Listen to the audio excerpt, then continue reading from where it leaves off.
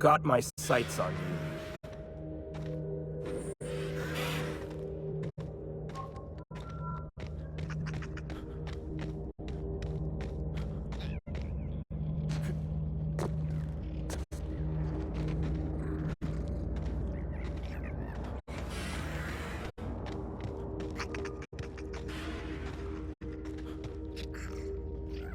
Nothing to do but stand around and watch the stars go by.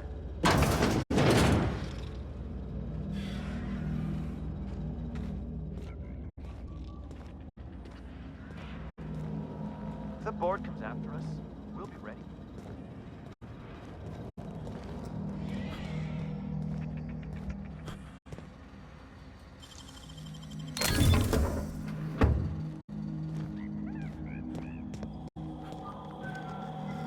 That machine stole my bits. Why don't we...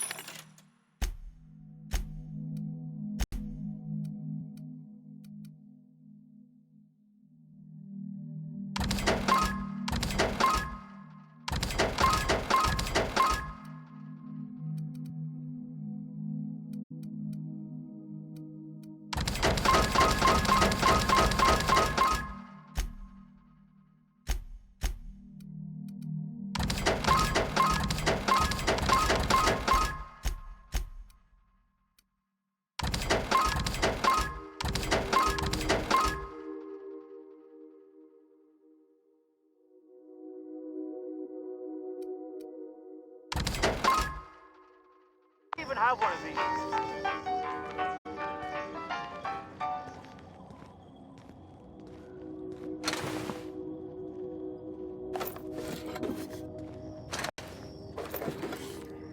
You here to join the crew?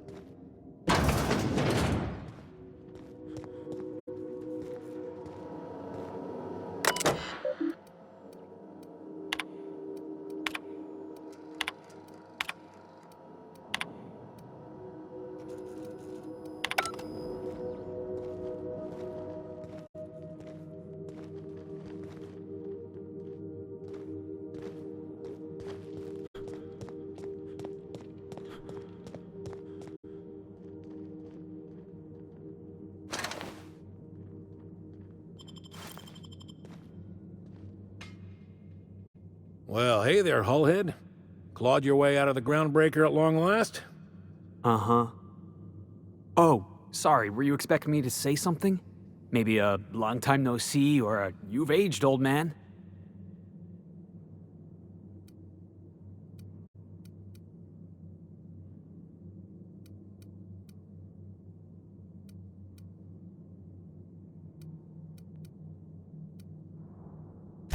I thought you were dead. Or throwing yourself against the walls of some re-education center. That's been 5 years, Clyde. The best thing you can say is, hey there, Hullhead? No, Felix. The best thing I can say to you is yet to come. Also, I'd like to have a word with your captain. So, you took Felix under your wing. Kept him busy. Good. Kid always needed a place to belong. He kicks things what need kicking, and we look the other way when he starts talking anti-corporate. It's a good arrangement. Hear that, Clyde? I've been making something out of myself. So long as you haven't been making a fool of yourself. I'm sure Felix has no end of stories to tell of your exploits together. I look forward to catching up with the boy.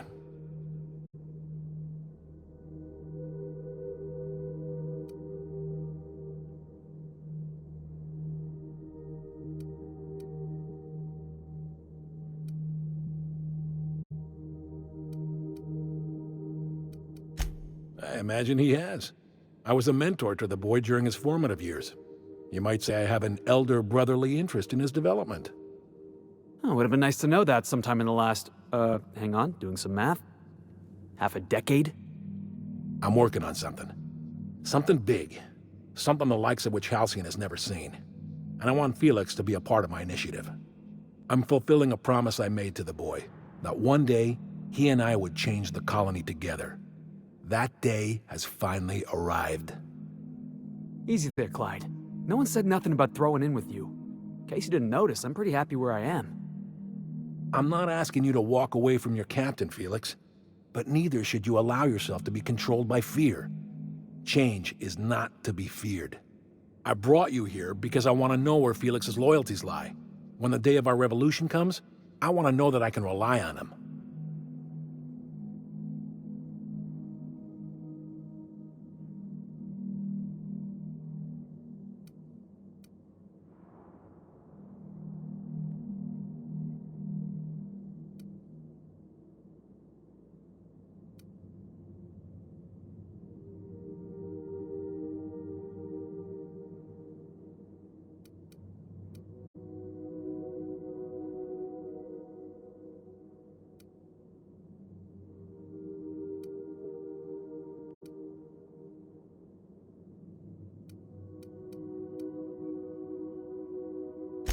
Everyone in my crew proves their loyalty. No exceptions. Not even Felix. I want you to deal with a traitor for me. Name's Trask. Kill him, and bring me proof of his death. His ring should do nicely.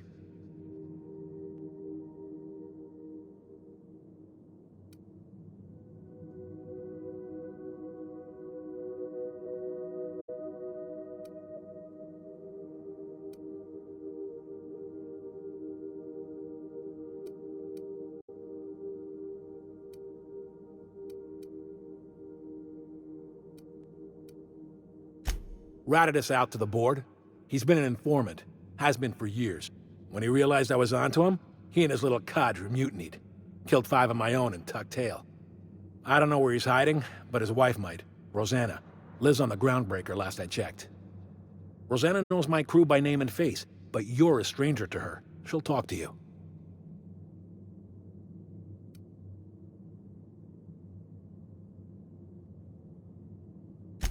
You think so?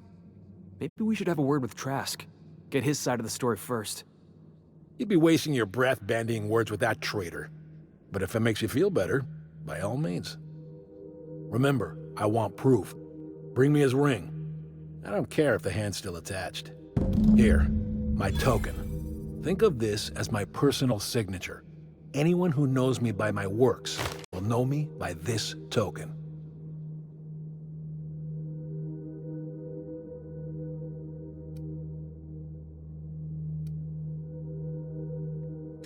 Well enough. It's been a few years, but I still remember a thing or two. You had a chip on your shoulder. You'd argue over anything, and you never back down.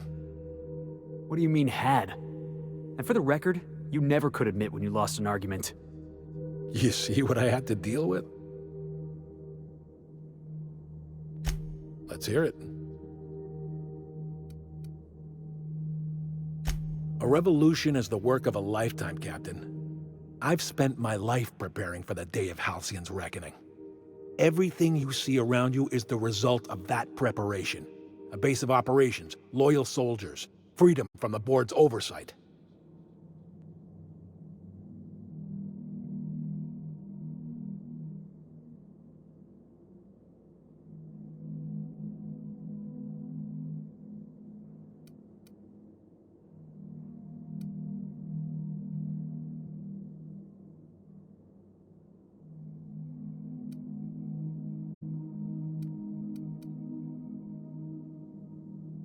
Not all revolutions involve bloodshed and fire, Captain.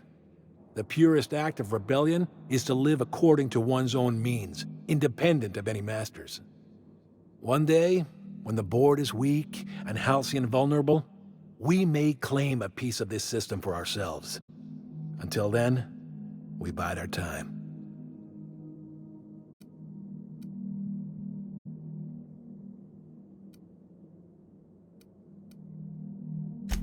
The skies around Scylla are curiously absent of patrol ships.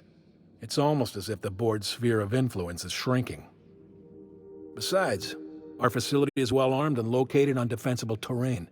If the board tries to lay siege to us, we'll make them pay. Hardly. The board is rotting from the inside. Tomorrow, next year, a generation from now, eventually the board will fall to pieces. Entropy is the natural state of the universe, Captain. All systems inevitably dissolve. When that day comes to Halcyon, we will be ready. Something on your mind?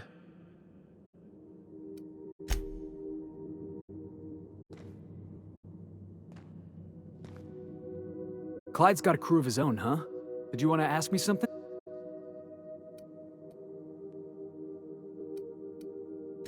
I know. Clyde comes off rougher than Mantisaur hide. He's a good guy, though. Just gotta get to know him.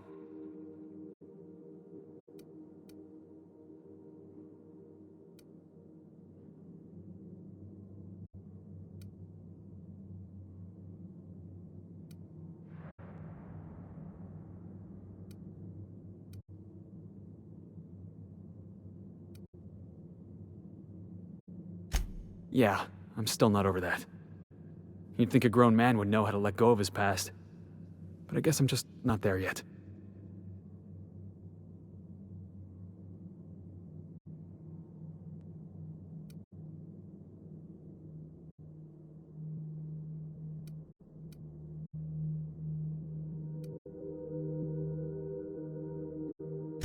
Yeah, maybe you're right. Walking out on a kid when you're pretty much the only friend he's got? That's pretty damn low. Maybe we should go have a word with Trask. Get to the bottom of all this.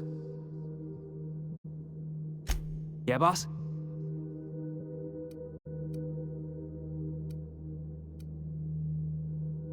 So we just sat around a table talking about a severed arm. Of all the weird things that happened on this ship, that ranks somewhere in the middle.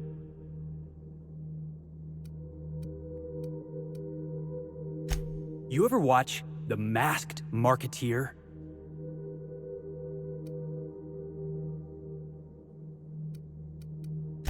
Episode 5 of The Masked Marketeer. First appearance of a recurring villain. Big ol' galoot, built like one of those industrial-class garbage compressors. His name? Tiny. Every adventure serial's gotta have a supporting character with an ironical name. It's a rule of the Genry. Masked Marketeer had a massive bruiser named Tiny, and we got ourselves a real unfortunate hullhead named Lucky. Coincidence? I think not.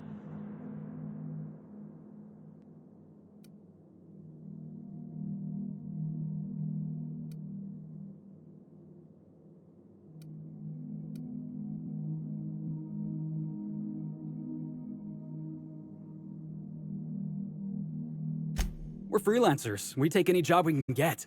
But this one? The dying message of a stranger. A severed hand delivered in a crate. Let's just say it beats flying around the colony running errands. So, of course, I'm gonna be excited.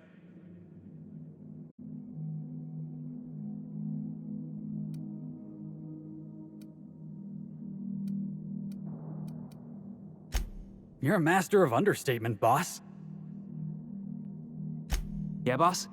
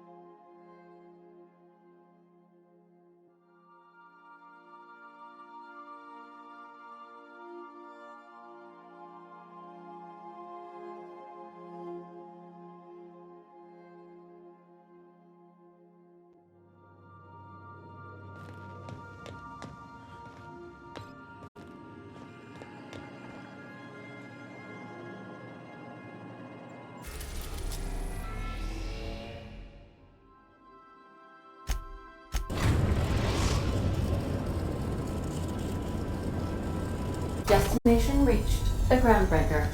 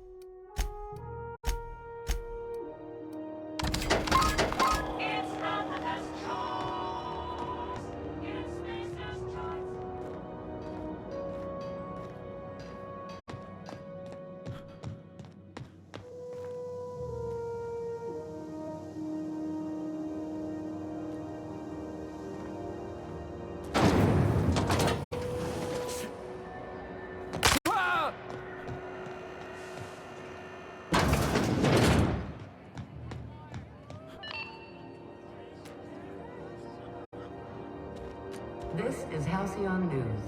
You mind trying to have a moment here?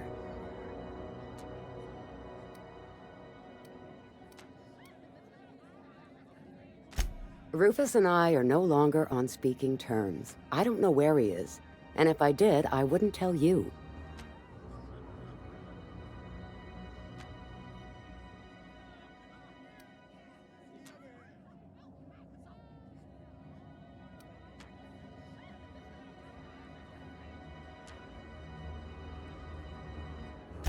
That's Harlow's mark, no mistake. Guess he's not letting this one go. I don't want any manner of harm befalling Rufus. Not on my account.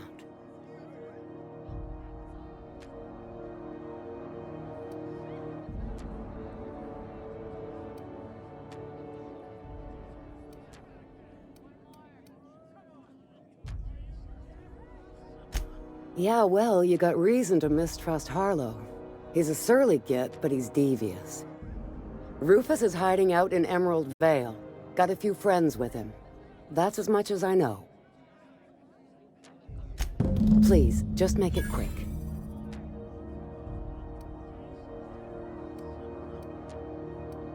That's right. Our marriage contract expired some months ago. And seeing how he's technically an outlaw, I wouldn't renew even if I wanted to.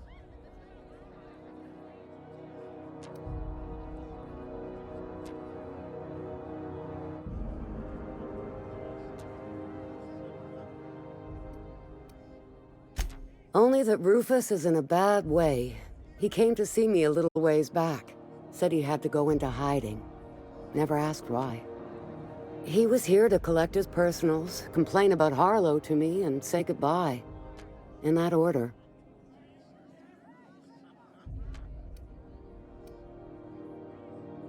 No, and he was particular about that. Said I was better off not getting entangled in his mess.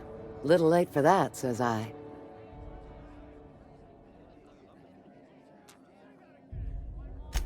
Precious little. He and Rufus worked together on the Groundbreaker some years back before he vanished.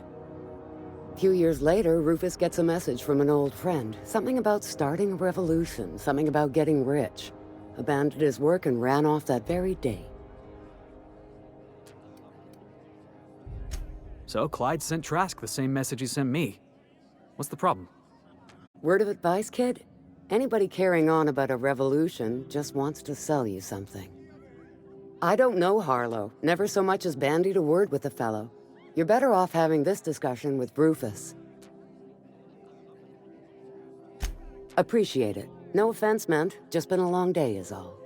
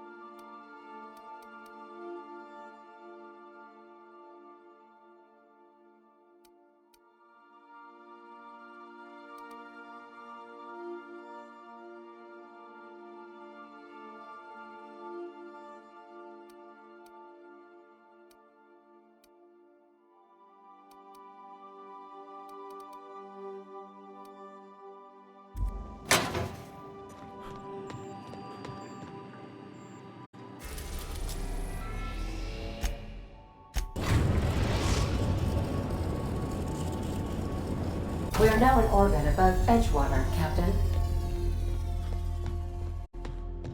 We'll be here, Captain. Or will we? Haha. Just a little joke for you.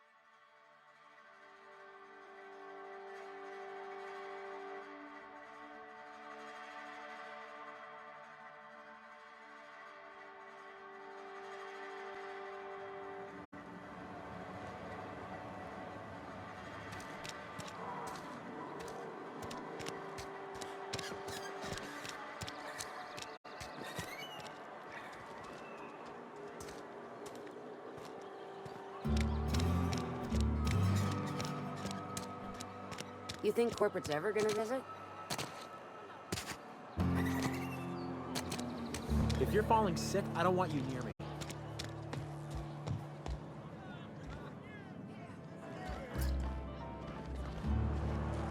That queen ain't gonna go down easy. I can't wait. What's up?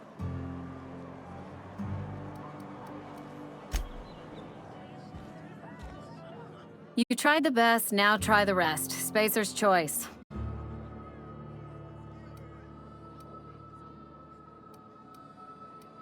Go ahead.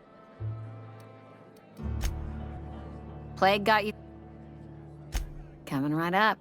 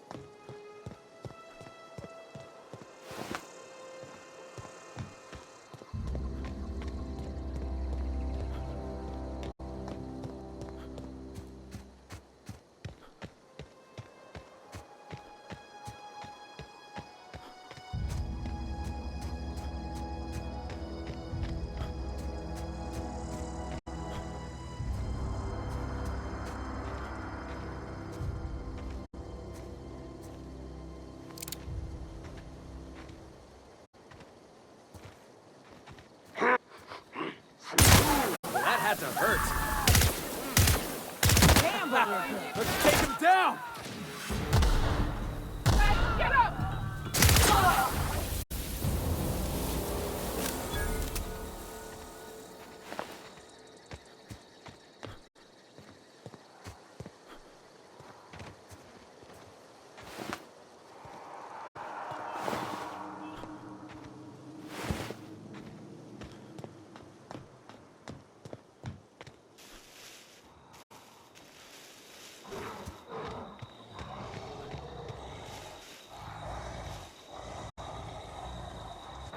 Out of my way!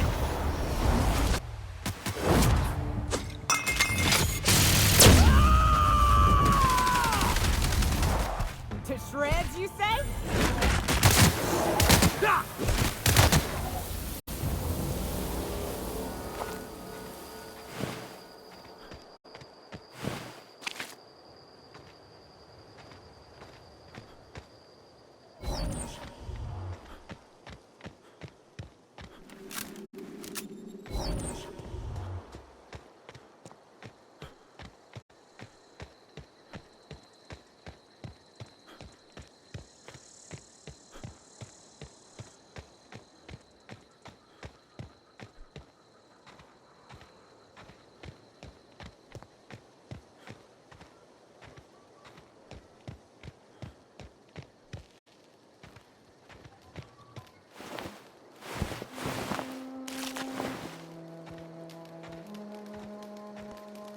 Got my sights on you.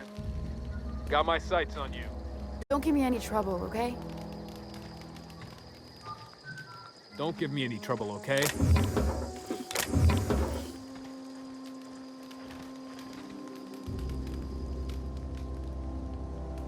I don't know who you are or why you're prowling around here, but I'm willing to make a guess. You're one of Harlow's gun hands, ain't you? He sent you after me.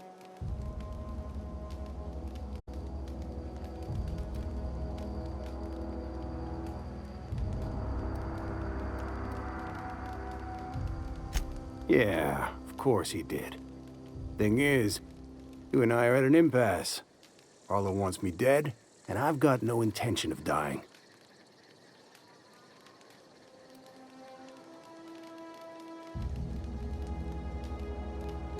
Harlow wants my ring?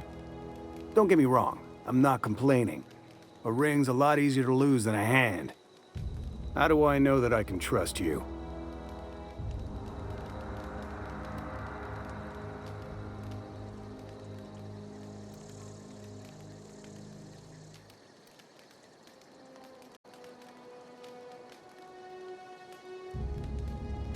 You've got good instincts, then. You were right not to trust Harlow. I never betrayed Harlow. Harlow betrayed all of us. The board's got him in their pocket, been paying him off for years. All that palaver about revolutions? It's a lie. You can't be serious. I've known the guy for years. Yeah, that's about how I reacted when I found out.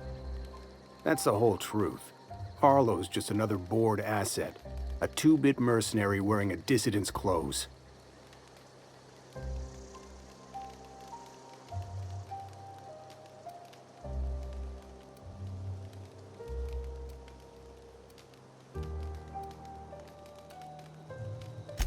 Yeah, I've got proof. There's always a paper trail when the board's involved. I chanced upon some correspondence between Harlow and his employer. I don't know that it makes a difference. What was I to do with that evidence? Bring it in front of the board? There's no authority in Halcyon willing to take Harlow to task.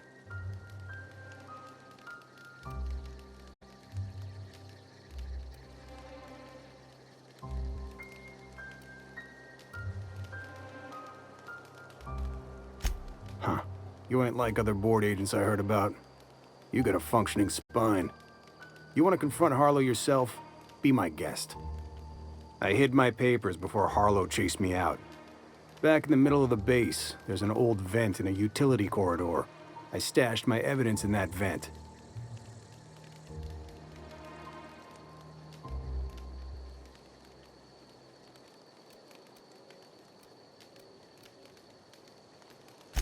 Board-sanctioned piracy. Harlow went after the ships the board wanted destroyed, capturing anybody the board wanted captured. If we captured you, we'd ransom you. Harlow liked to do the job himself. Gather up the captives on his own ship, vanish for a couple of days. Only that's not what happened. Harlow's been selling his captives off to the board. I don't know where they ended up. Re-education, Tartarus, maybe worse. Because he's for sale. Anything the board can buy, the board will buy, and that includes loyalty. Harlow was a charismatic bastard, and he was ruthless. With Harlow in their pocket, the board had an informant, a pirate, a smuggler, and a gang leader all rolled up into one odious excuse for a human being. Sounds like a deal to me.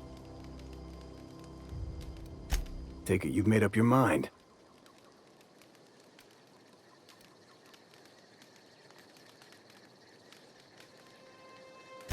You gonna tell Harlow I'm dead? May as well. I'm never going back to that life again. Here, take the ring. And for what it's worth, my gratitude.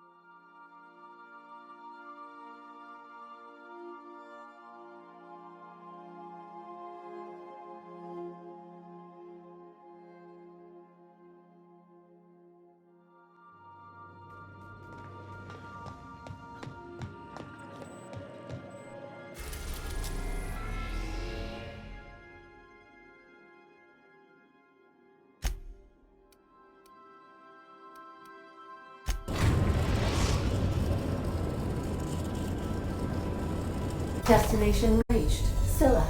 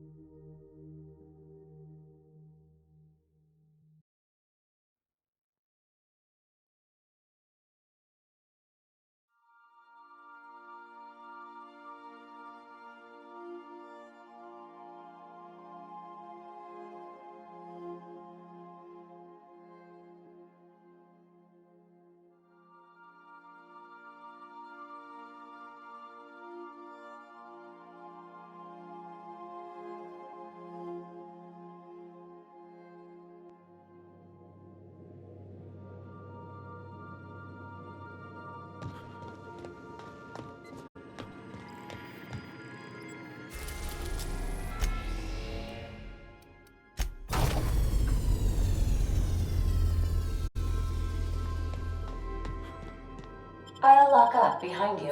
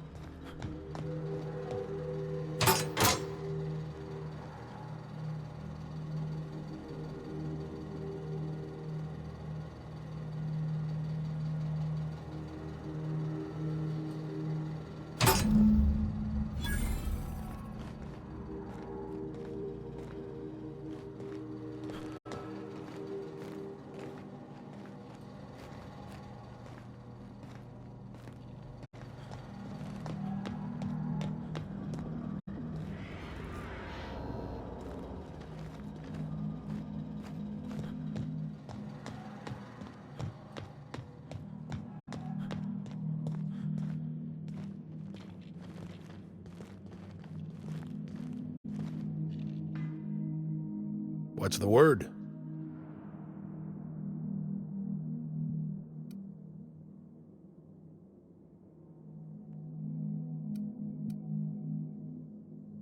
Not surprised. Trask was a dead man trying to negotiate with his own executioner. He'd say anything to preserve his life.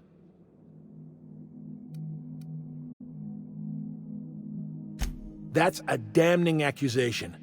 Am I right to presume you have some evidence on hand?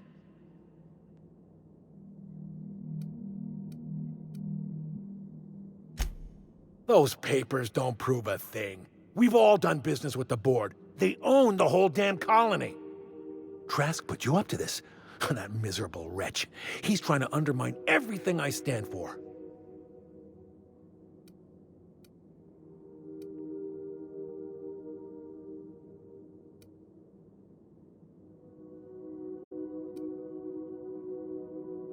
You've got a lot of nerve calling me a liar to my face.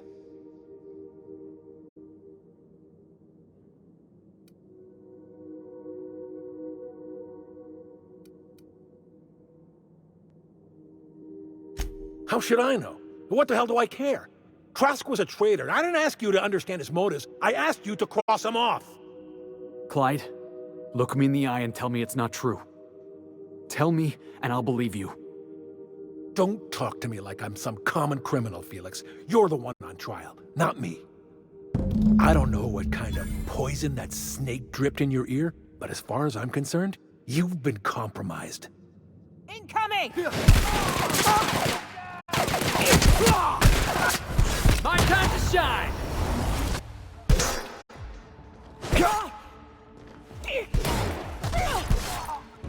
Still got it!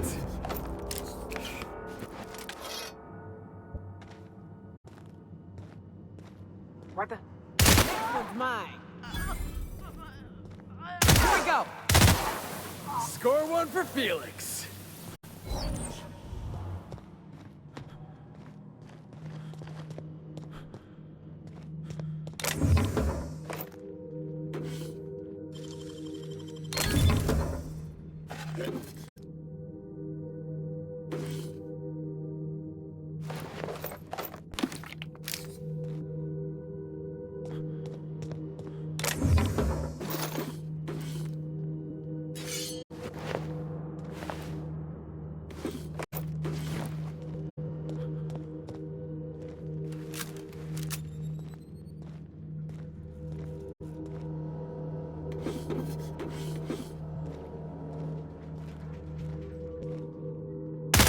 Love a good brawl!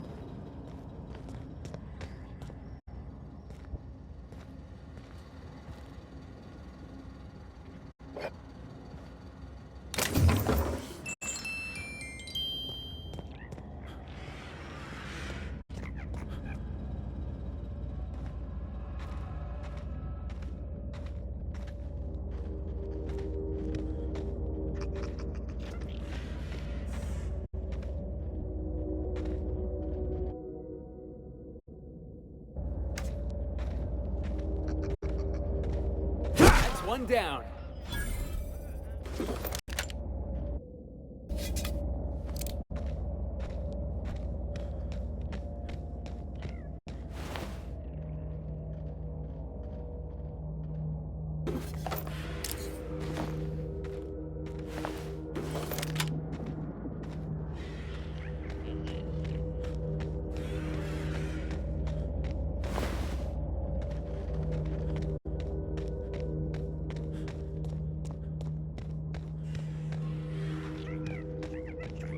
What was that? What was that? Incoming! Don't mess with us.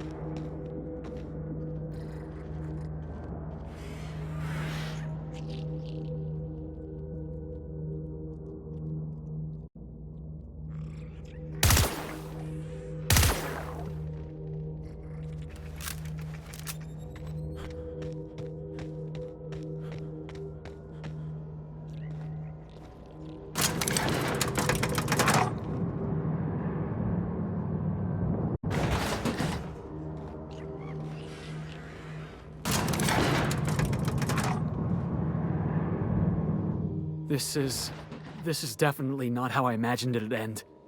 The void's black, water's wet, and Clyde hated the board. That's something I just knew. Now? I don't know. I don't know what to think.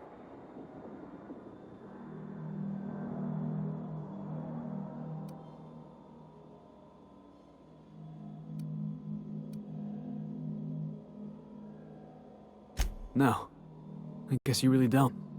I've just got a lot on my mind right now. This is a lot to take in. I always looked up to Clyde. The thought that he could be an agent of the board is just abhorrent to me.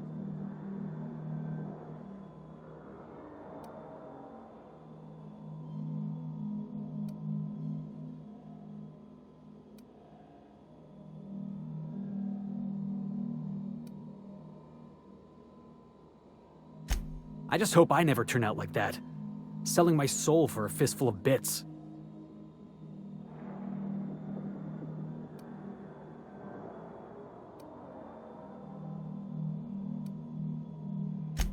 Thanks for the vote of confidence, boss. You've given me a lot to think about. I'm gonna be mulling over this whole mess for a couple of days. Part of me wishes we'd put Trask in the ground. You know, I think that's just my frustration talking. Thanks for your time, boss.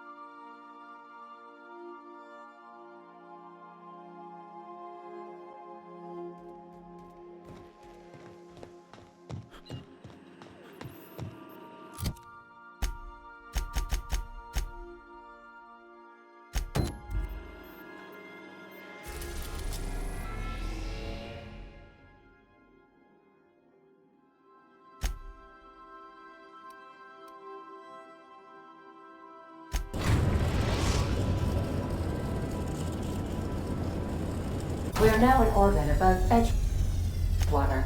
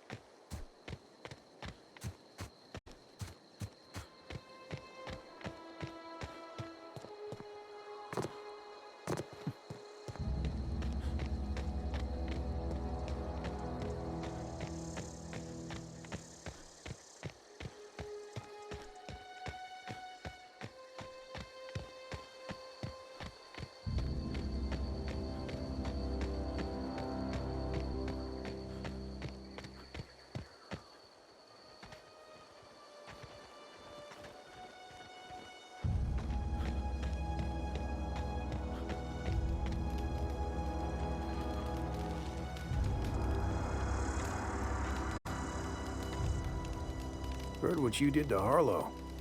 Wish I could have been there to watch. Got my sights on. Don't bother me. Got my sights on you. Heard what you did to Harlow.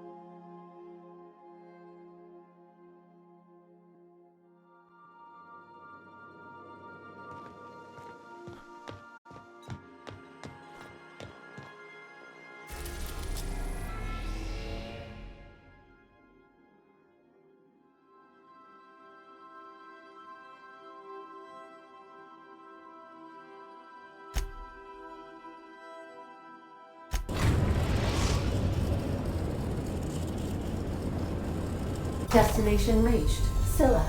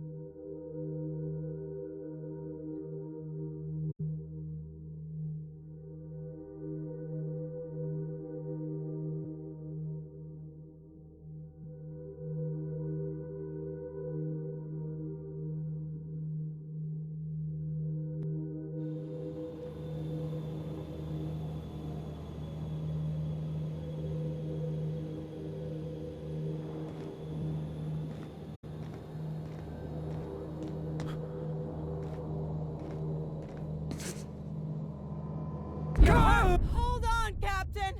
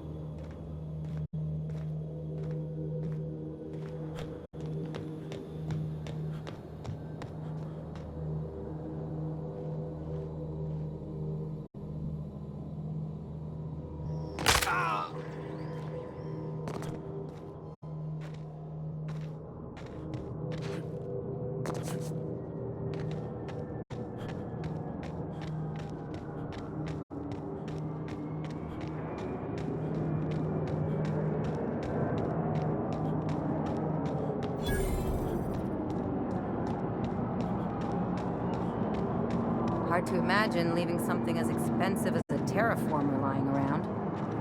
Ought to leave well enough alone.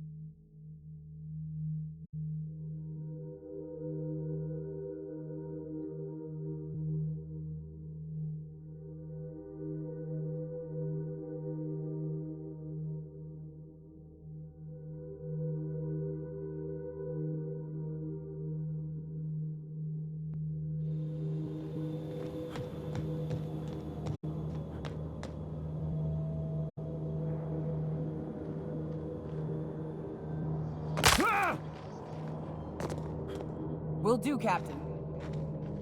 On my way.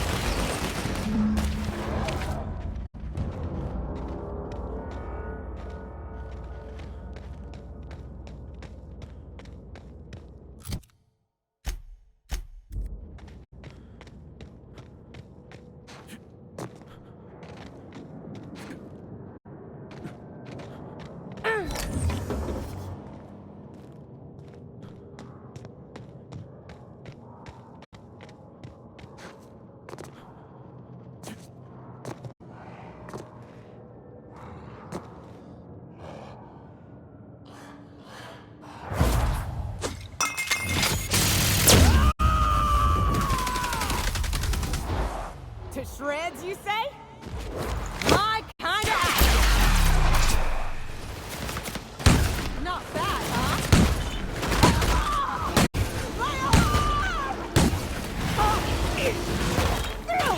Nice work.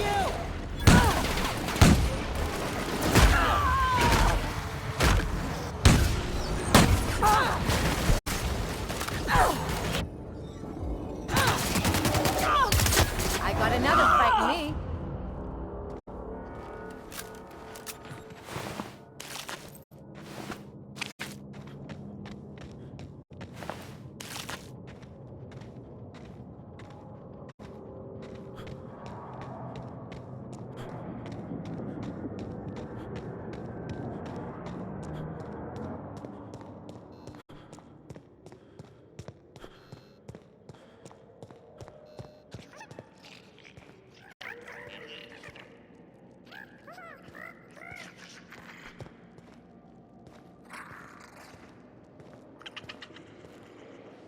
Salutations. This unit's primary function is excavator. Owner, Hephaestus Mining Corporation. Other functions include dialogue, limited current active commands, excavation. That is all.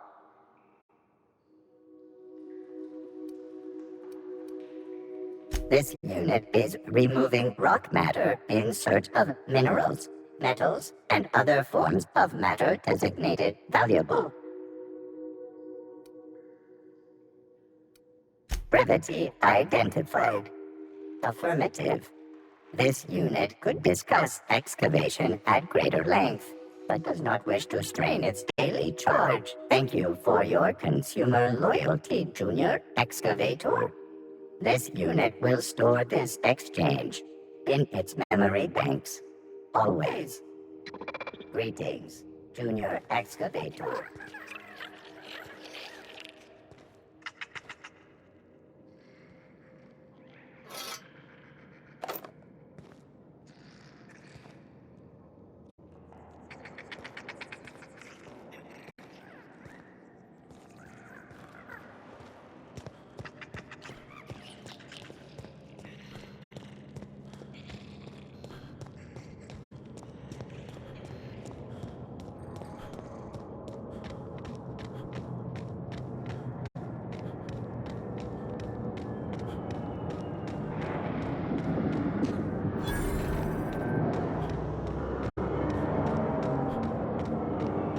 Hard to imagine leaving something as expensive as a terraformer lying around.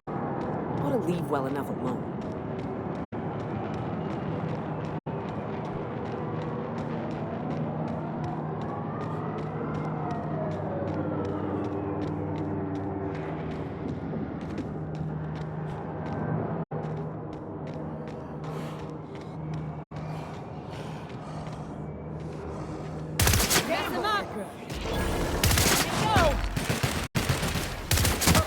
Nothing like a good tussle.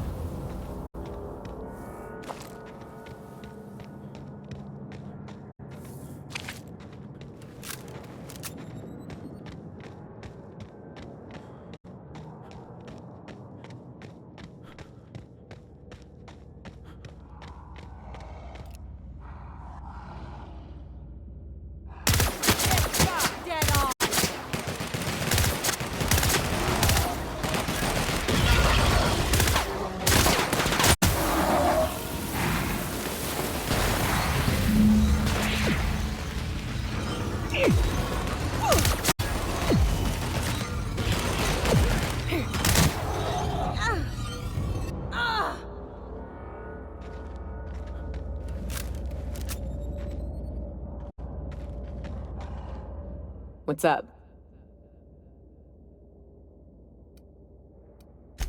Outstanding. These ought to be enough. Let's get back to Monarch. There's an old base I used to call home.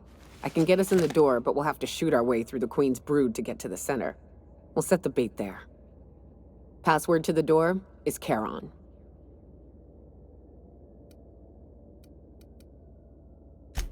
Hayes' idea. Clara, Hayes, Anders, Rebecca, Opal, Nyoka. Charon. He said it was some old myth, something about death and all the things we killed. Rest of us just thought it sounded cool, so here we are.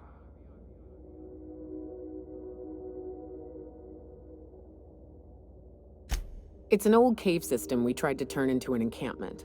You'll see when we get there.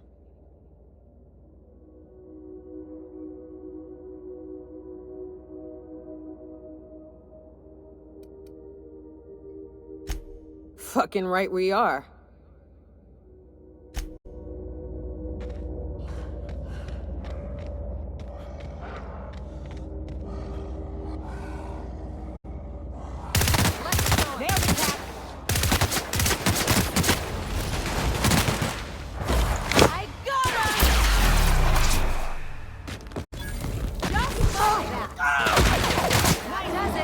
Time for a drink?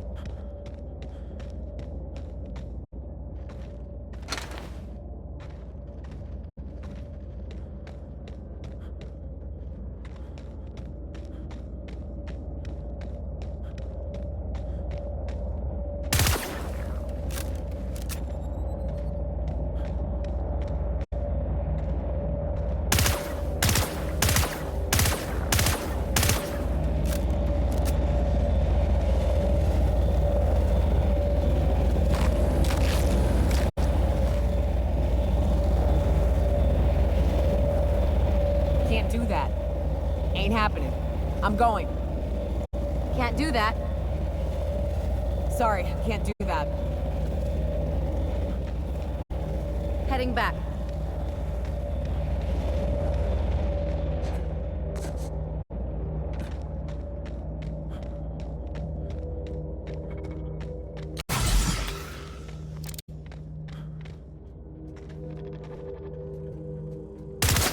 Go. Don't mess with us. All right. Captain!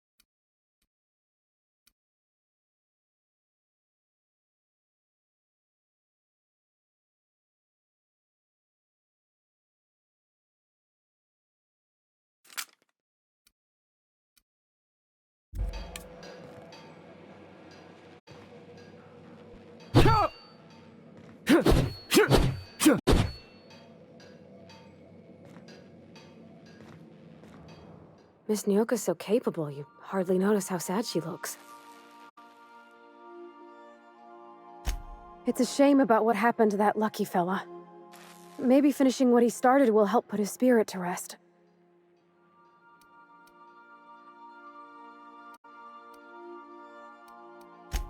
Not a word. And I've been sticking my nose in every one of our stately ladies' crannies, stem to stern. Oh, law! That sounds untoward, don't it?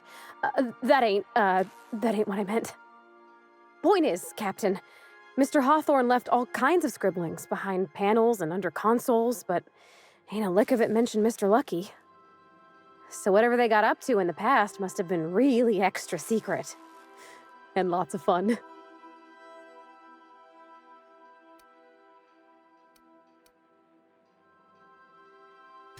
It sure is lonely out here on the edge of the colony. Anything could happen, and ain't no one gonna come to help us.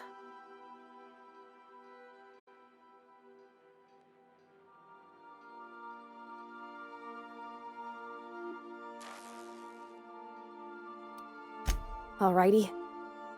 You know, whoever wired this ship up had no idea what they were doing.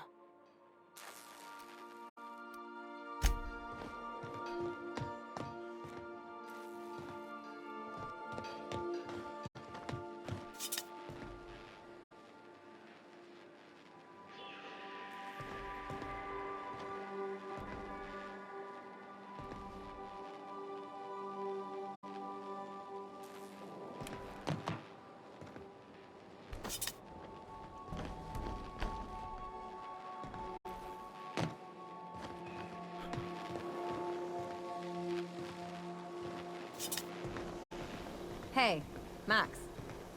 Yes?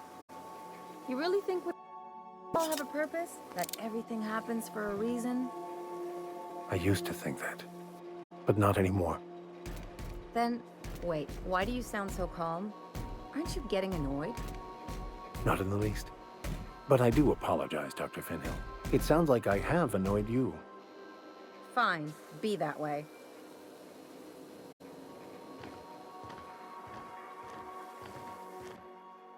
What did I tell you? Harlow's down with the man shtick was just an act. No one who yammers that much means half of it.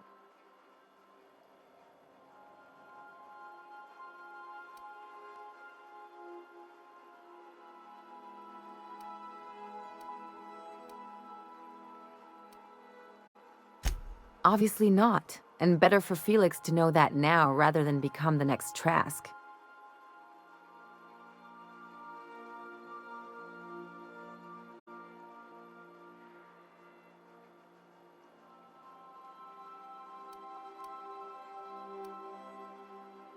Hard for them to get a knife in your back that way. People look out for their own interests. It's a fundamental law of nature, same as gravity and conservation of motion.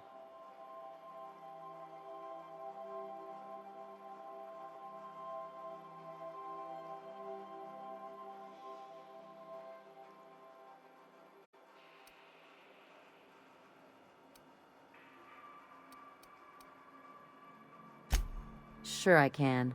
In fact, I bet you I live a lot longer.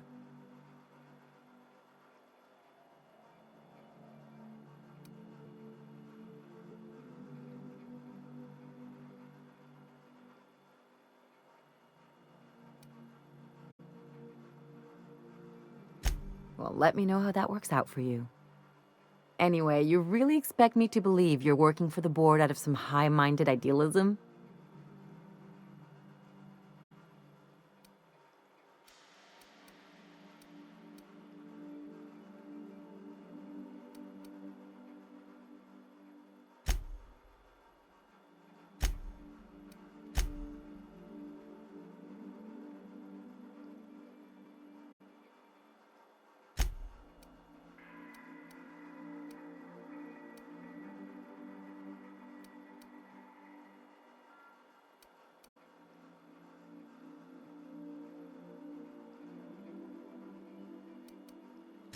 You're right. The point is that self-interest is like self-pleasure. No one wants to admit it, but everyone has a hand in it. Enough about Harlow, though. Anything else?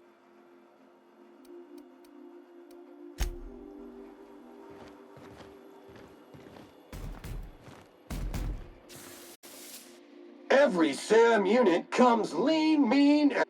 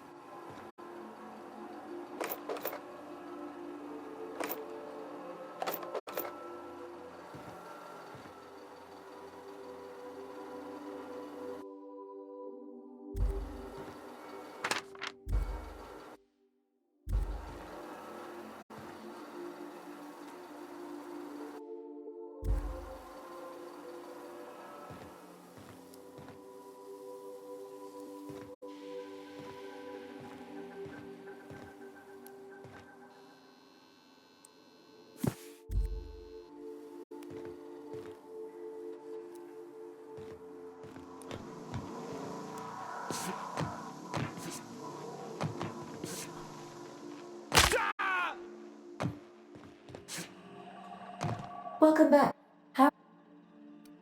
Take care.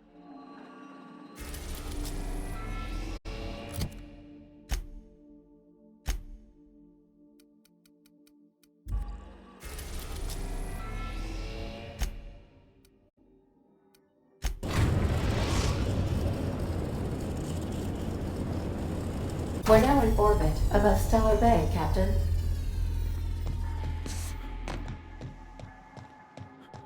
I'll lock up behind you.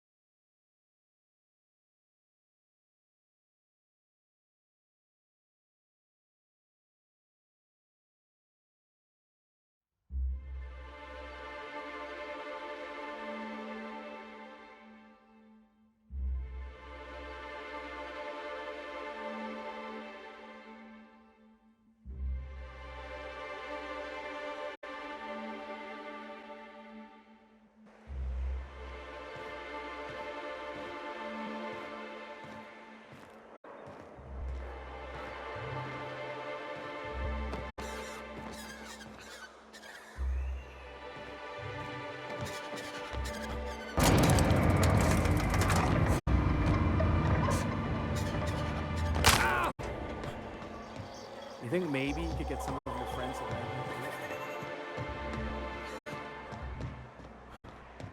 What are the chances of all the times and places we could have been born? Yeah. We're here, light years from Earth, going about our lives. Every time the punch clock.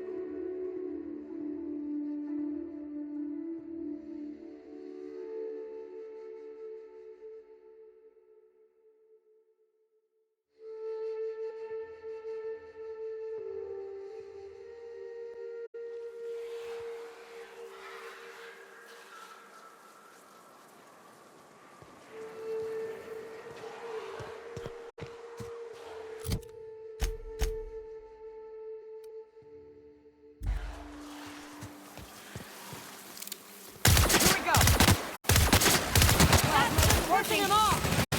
Destroy, Cat!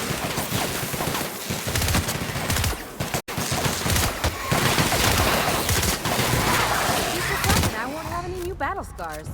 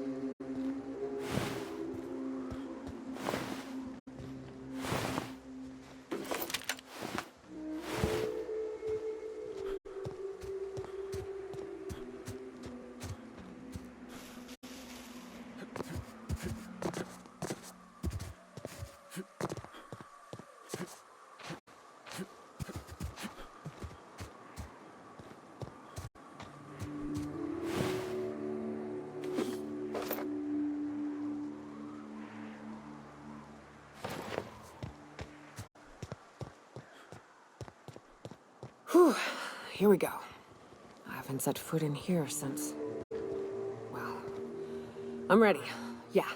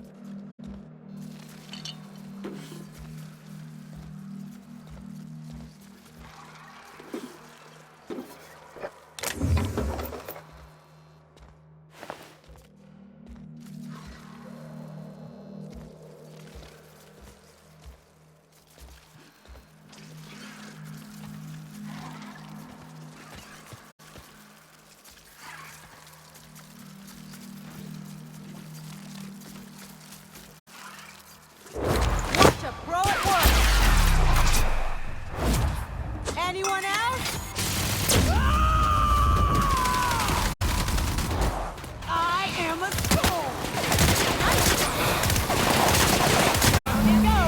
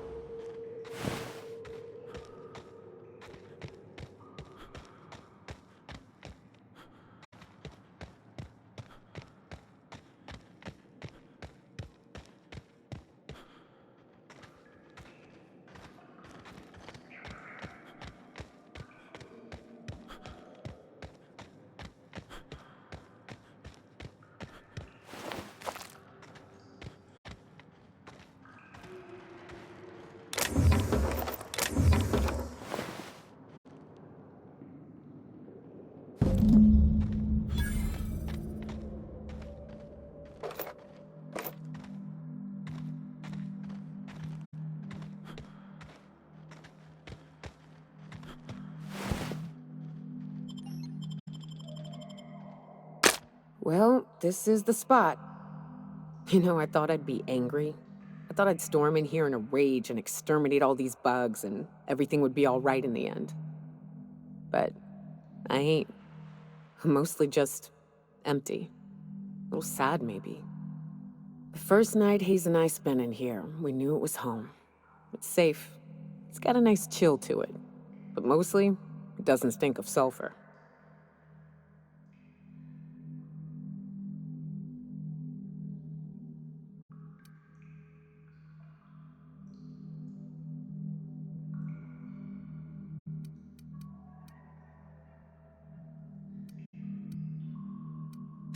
Monarch folks often joke about it. Not because of the smell or the grittiness it leaves in your throat. Not because of the headaches or the coughing. It's because there's no escaping it. It's life here, and there ain't anything you can do about it. But here, somehow the sulfur never made it. The nights we spent in here felt like vacations. So we started building.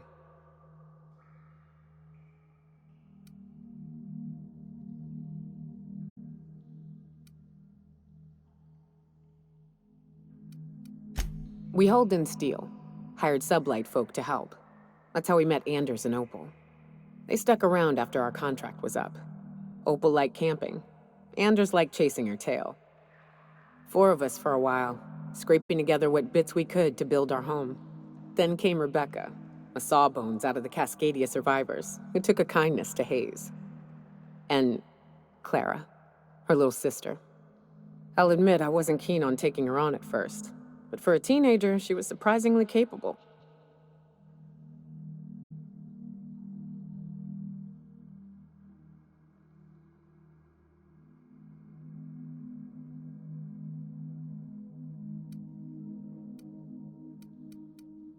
She had a head for numbers, helped us trade hides for food and materials, negotiated contracts. Turned out to be mighty useful. Clara, Hayes, Anders, Rebecca, Opal, and me. 6 folks, 1 name, 1 family, Charon. Despite Monarch trying to kill us day in and day out, we managed to belong.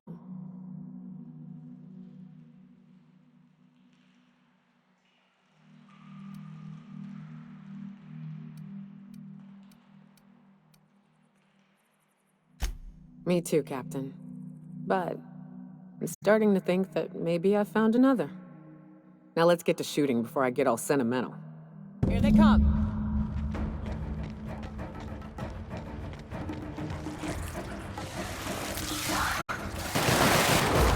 Practicing it. That was fun.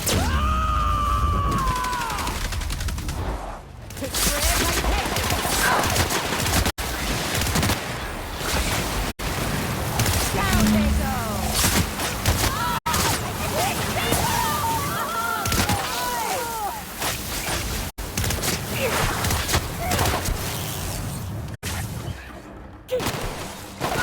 That's the last of them.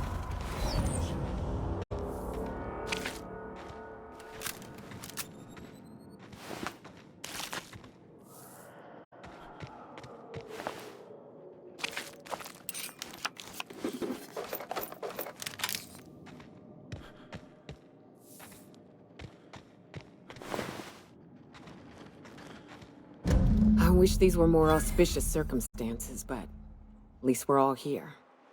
This bringing them together, burying them. This is the kind of thing Hayes would have done. That makes it stupid. By all accounts, we should have left well enough alone, but that also makes it right. Captain, thank you.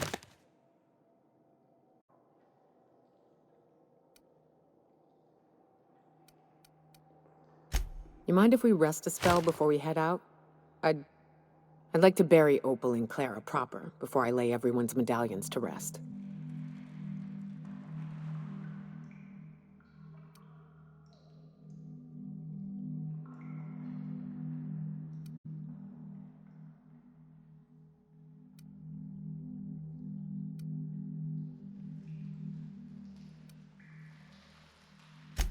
What? Why? Them's painful memories, Captain.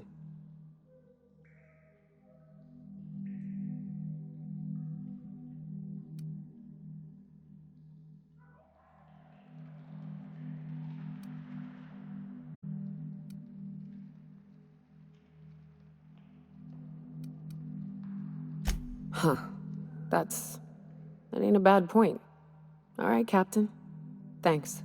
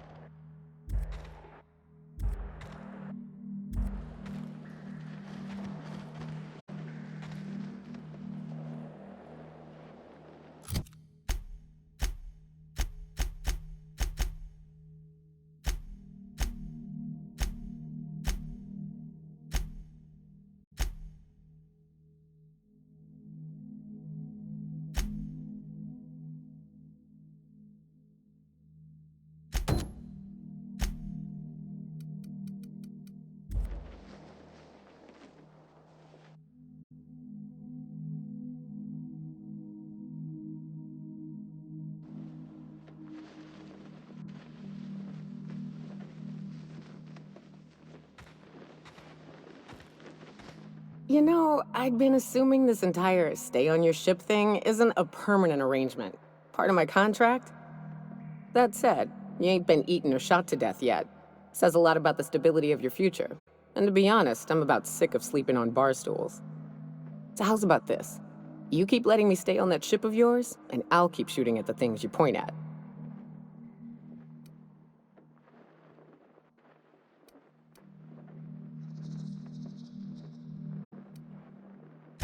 Outstanding.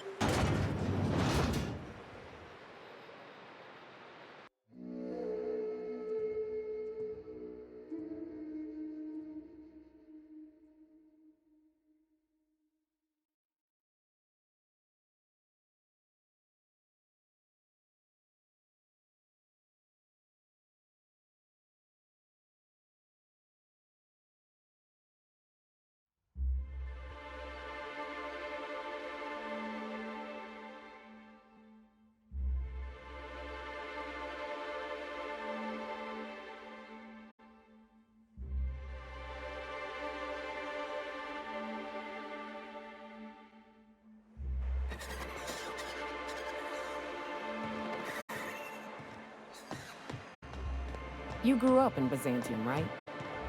Don't rub it in. Oh, don't get all prickly. I just haven't met someone who left the high life on purpose. I'm from there, but I'm not really from there, if you followed.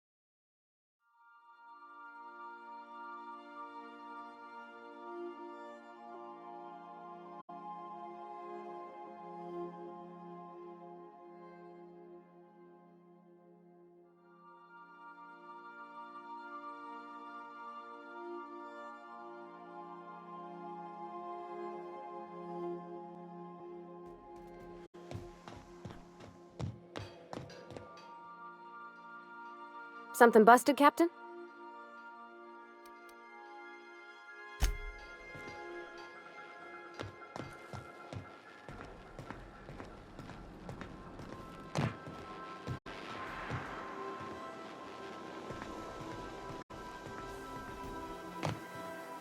You don't think that's a problem?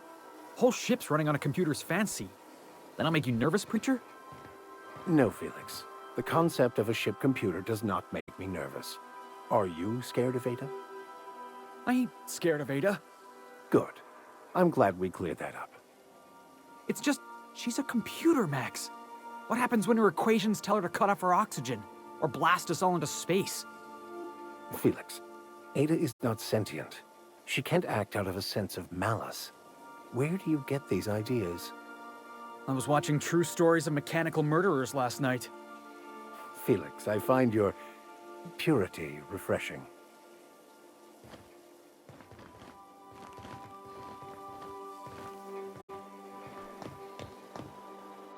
Hey, Cap.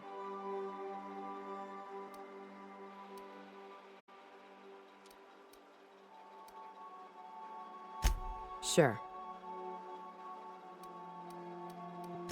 Right. Like. Hey, Cap. Oh, that's just Frida. She's the first rapt I ever killed. I had her preserved.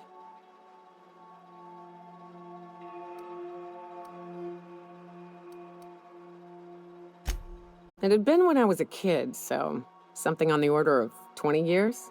My parents were very proud.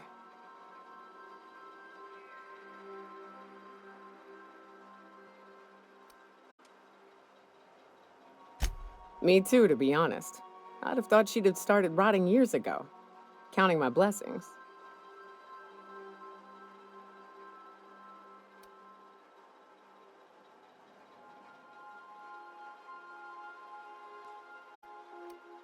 Her. And of course, she's a great conversationalist. Never argues, never judges.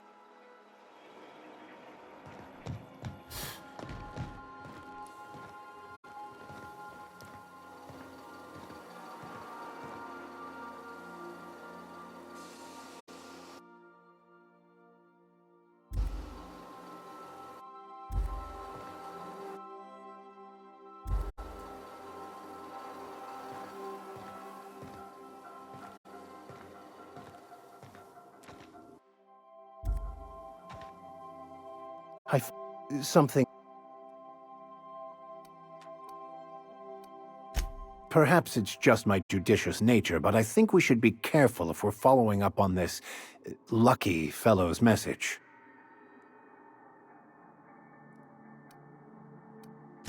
I've always felt caution as the best approach when one has delivered a message attached to a severed limb.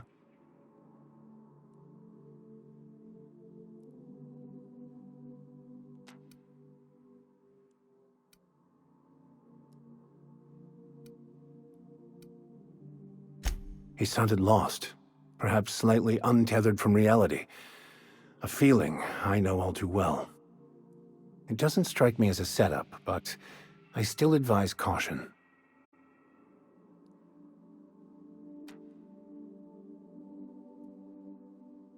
I couldn't have said it better myself. As something...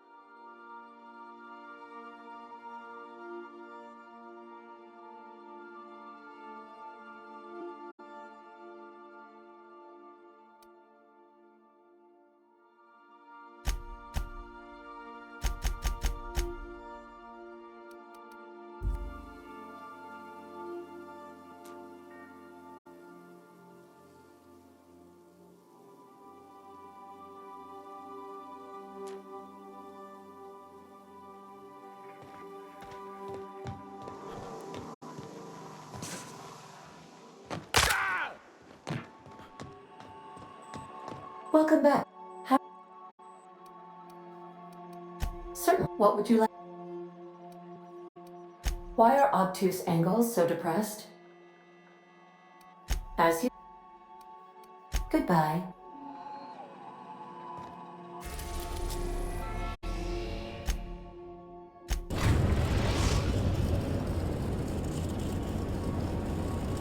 Eridanos, recently famous for Halcyon Helen's death.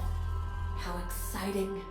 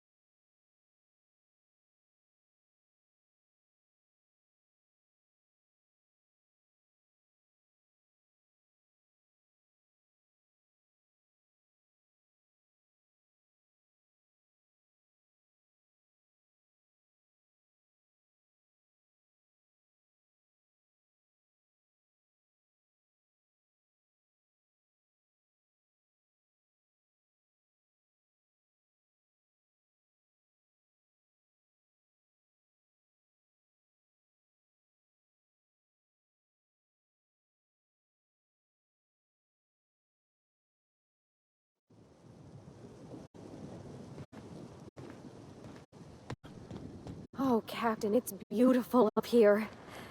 Could we get more jobs like this one?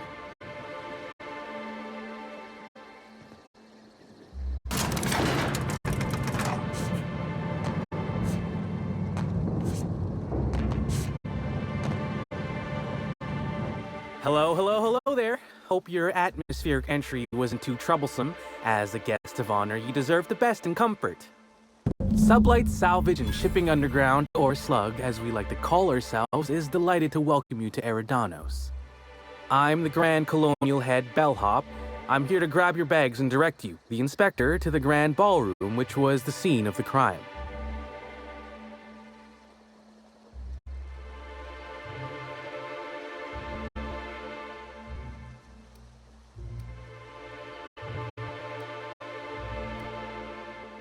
I can try.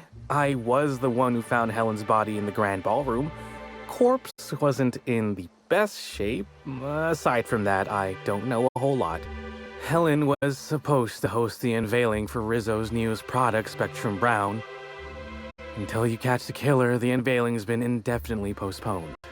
Helen's death has been a shock for many. A lot of people are inconsolable. Hell, even Black Hole Birdie, Helen's beau, has wandered off.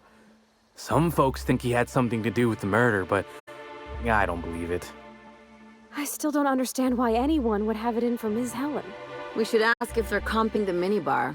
This might take a while, if you get me. Folks get heated when it comes to serials and their actors, I suppose.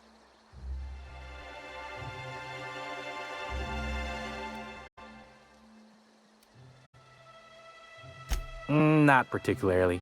But I think some folks were jealous of her success, or otherwise viewed her as a threat. Reckon how she came about her fame didn't help.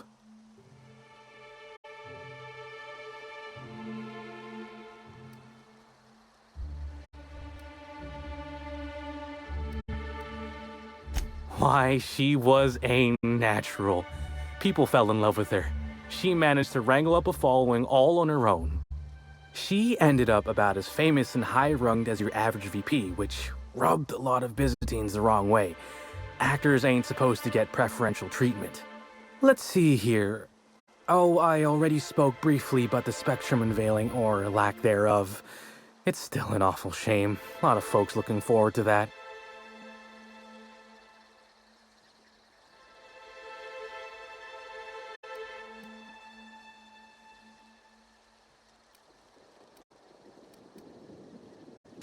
I do. Rizzo's happened to rent out the Grand Colonial Ballroom from Slug for the unveiling. A nice mutually beneficial event. But the murder's gone and ruined that.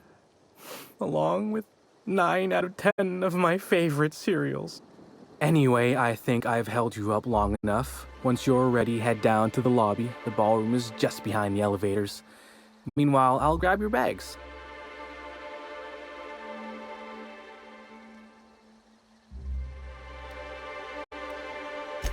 You're making fun, right? Your luggage, your belongings, kit, wherever you keep what you ain't wearing, you're still giving me a pretty blank look. Suppose it's none of my business, but do you just wear the same set of clothes all the time?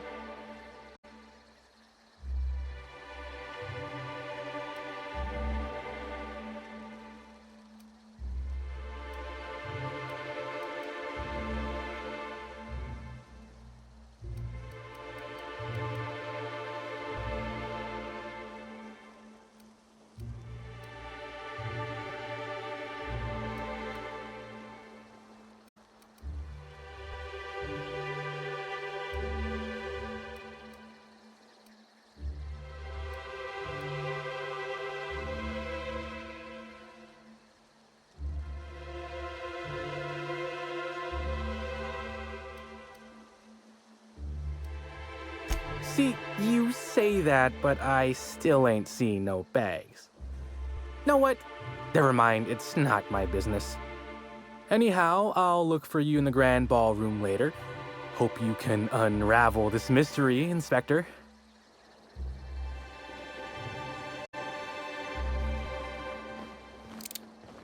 Why'd Helen have to go and die in our hotel? We don't need that kind of notoriety. I think I must have had something in my ear. I could have sworn you just said we are.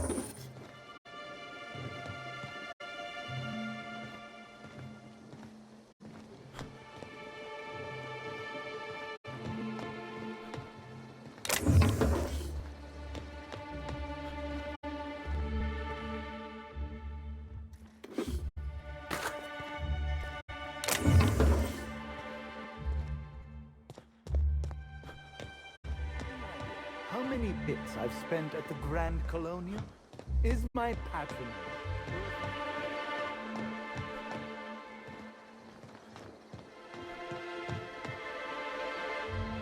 We're the future of Sublight. Just you wait and see.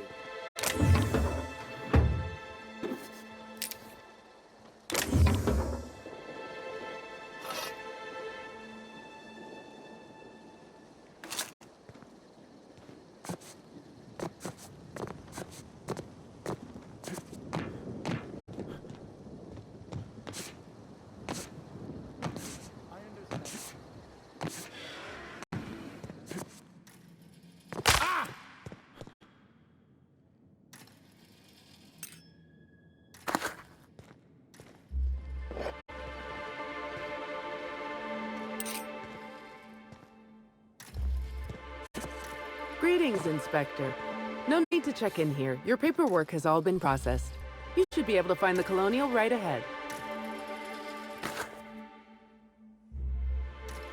I hope you catch the killers soon, Inspector. I don't want to see the Grand Colonial shut down.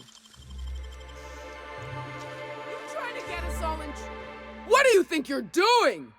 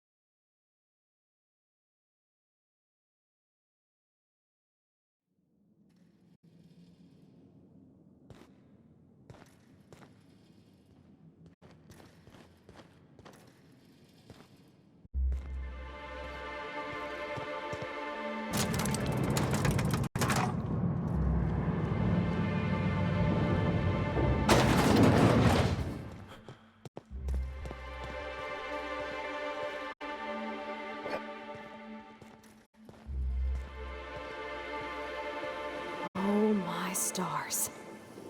This is the hotel? I only ever seen a place like this in periodicals.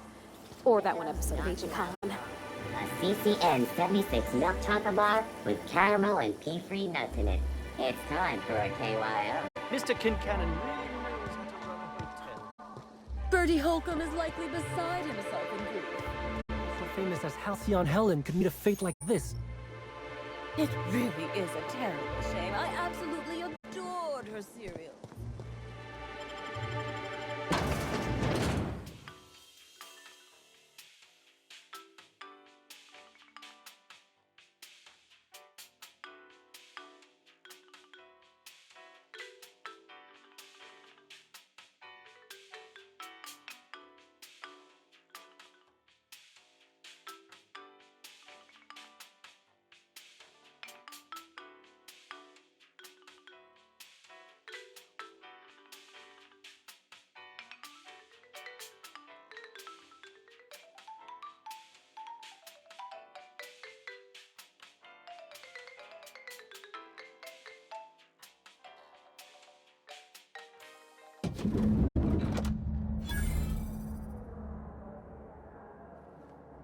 Ooh, feels like I'm breathing rich people air. The murder has inflicted severe emotional trauma on me. I demand a room upgrade.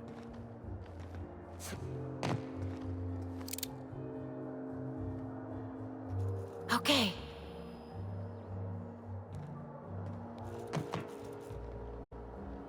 Mr. Kincannon really...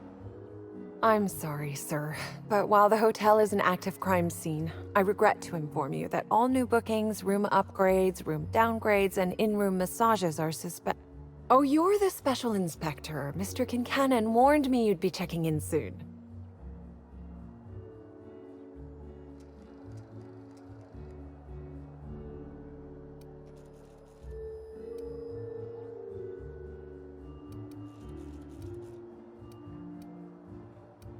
Why, you.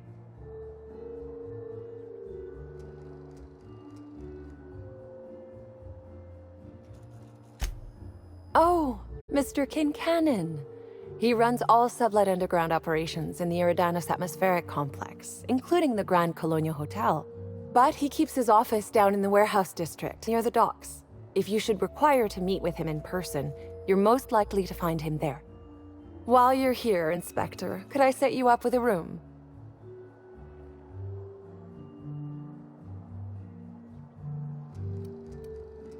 For you, only the best, sir, of course. You'll be staying in our luxurious penthouse suite, vacated just recently. So recently that unfortunately the room's still being cleaned. I'm sure it'll be ready for you by the time you've examined the crime scene. I believe Constable Keene should be waiting for you in the grand ballroom.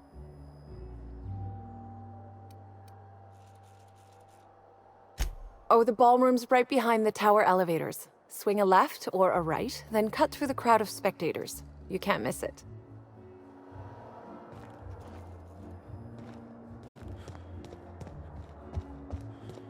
Oh, come on. Why is the lounge closed? I wanted brunch. I'll bet you 10 bits this is all just some sort of publicity stunt.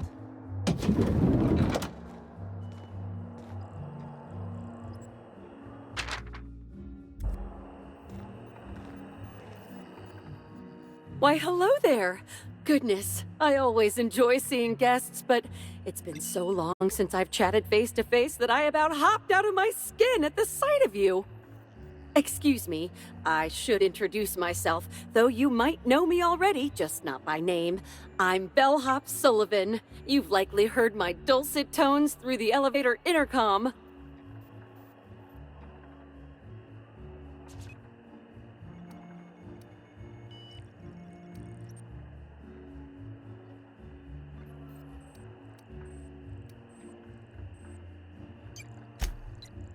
Oh, that's so nice of you to say. I'm glad to meet you too.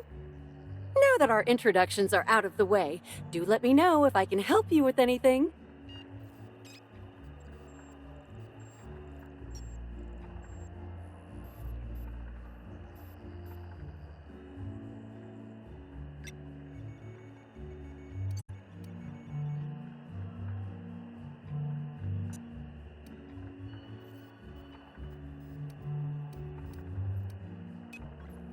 Well, yes, but having an operator certifies that the right guests end up on the proper floors.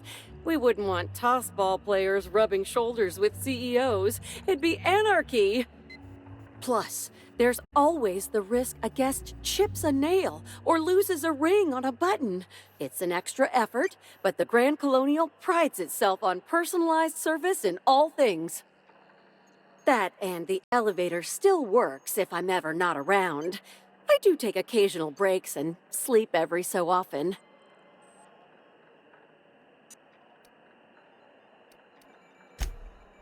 Oh yes, Norville's great.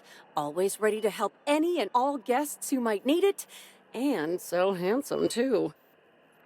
His judgment sometimes leaves something to be desired, I will say. Kept badgering Halcyon Helen prior to her death about an autograph or something. A little beyond his station.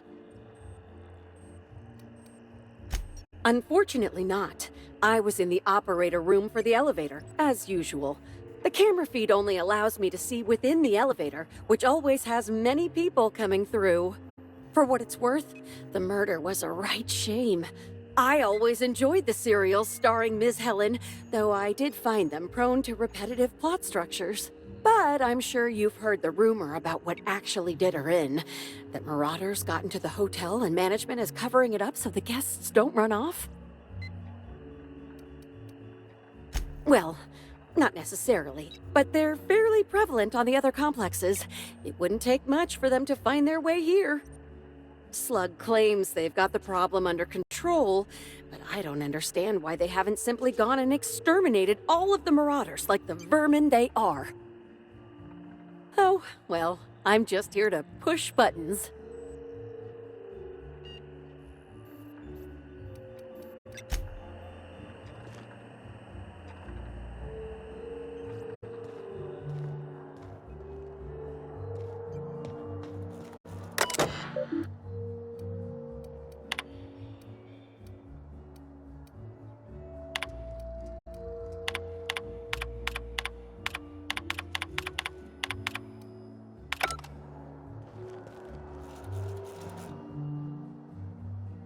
the Grand Colonial front desk. How may I be of a...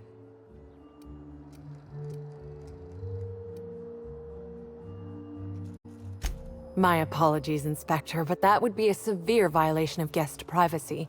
We here at the Grand Colonial firmly believe that... All right, my supervisor just walked out of earshot. Some folks just don't understand the importance of gossip. About whom? And what would you wish to know?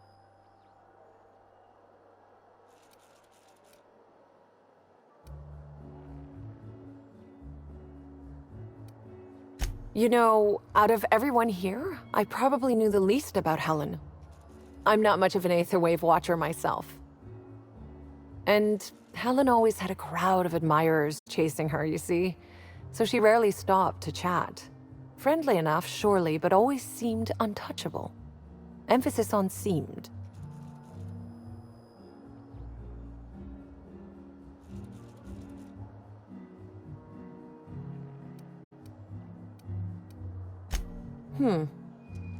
Now that you mention it, she was usually calm and collected, but every so often I'd see her looking all wild-eyed and intense. It seemed as if she was determined about something. Or maybe she was just hungry?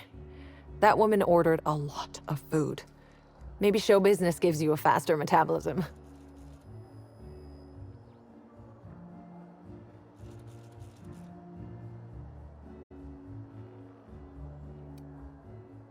Ah, Birdie. Is he bigger than he is dumb, or dumber than he is big? I have a bet with a friend. Not sure we'll ever get it to pay out. Birdie used to be Helen's beau, though he isn't anymore, and not just because she's dead. If I had 1,000,000 bits, I'd spend every one just to learn what caused their split.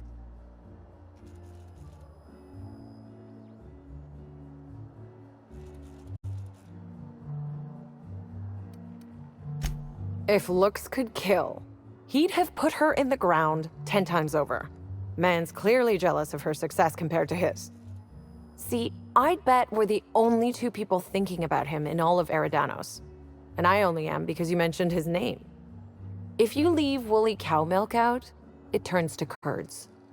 Leave the curds out, they begin to get stale, then rot. Woolridge is on his way to the trash bin, and everyone knows it. Either he's in denial, or he knew Helen would be checking out soon, judging by his increasing demands for a room upgrade.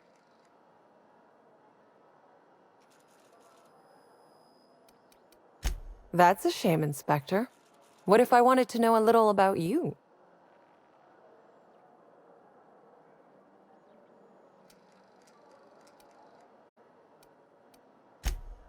A dashing gunslinger type, then. I'm sure the investigation will turn out splendidly in your hands. Or at least Mr. Kincannon seems confident enough to believe so. It certainly is a marvel of modern ingenuity, luxury, and ambition. Please, allow me to answer any curiosities you might have about our building and the amenities on offer.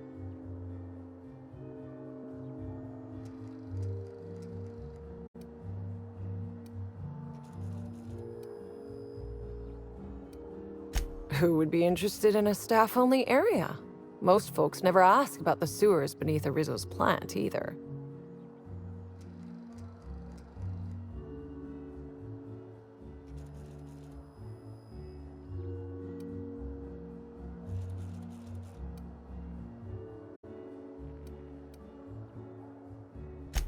Of interest to your investigation? Well, I suppose there is that one door we're not supposed to open. But I'm sorry, Inspector, I'm not authorized to grant you access to any staff sections of the hotel. You'll have to find a way in on your own.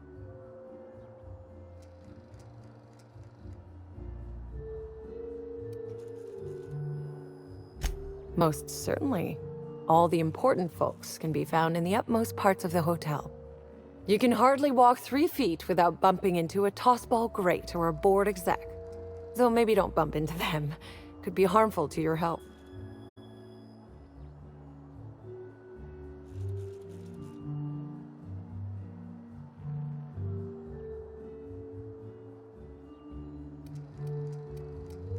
Twice the size of the next biggest room, and kitted out with any amenity you want, as well as many that you won't. Best to enjoy it while you can, Inspector. Typically, the only people who can afford the penthouse suite have enough bits to suffocate everyone on Terra 2. Also, please inform me if Woolridge gives you a hard time about getting a better room than his. Don't tell him I said this, but everyone on staff wants to strangle him. If you're sure. Of course. Allow me to just pull up your info. It looks like you'll be staying in our luxurious penthouse suite, vacated just recently. So recently that unfortunately, I'm sure it'll be ready for you by the time you've examined the crime scene. I believe Constable Keene should be waiting for you in the grand ballroom.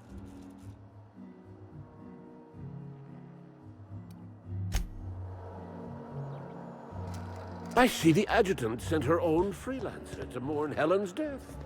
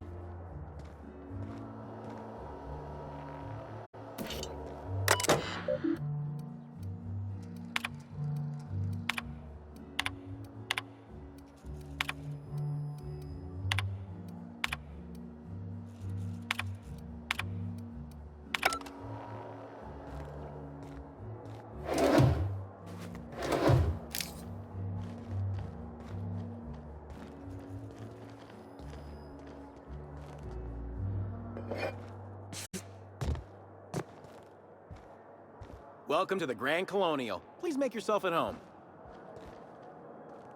Wow, you're the adjutant's own gun hand. Please, make yourself at home. Hello there, my inordinately... Oh, you're the one who visited me. Hello again. Thanks so much for brightening my day. Oh dear. I'm sorry, but you don't seem to have a registered room key. If you've lost your key, why don't you pay the hotel concierge a visit? I'm sure she can get you a new one. Then you can come back, and I'll service all of your vertical needs.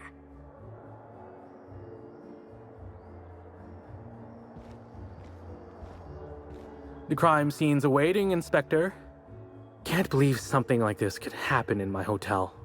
When I found her, I was just hoping she had a little too much to drink, but all the grievous bodily injury adds up, I suppose.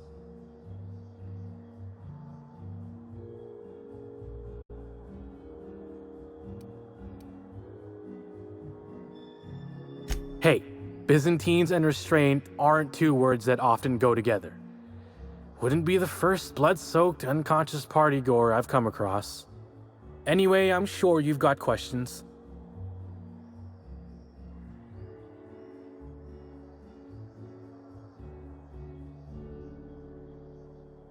Sure, I'd taken to checking the ballroom every few hours prior to the unveiling. Just to make sure no sprats had snuck into the place.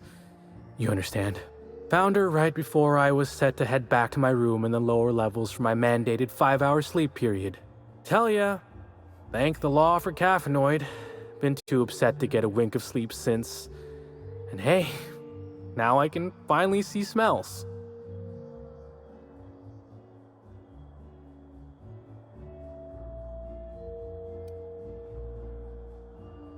Beats all hell out of me.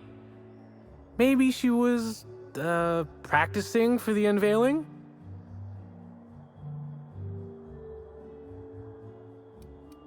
What? No, I was on shift all day. Besides, I loved Helen serials. Well, the old ones anyway. The newer episodes are hot junk on a warm day.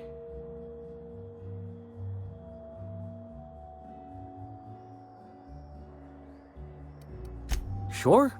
What's on your mind?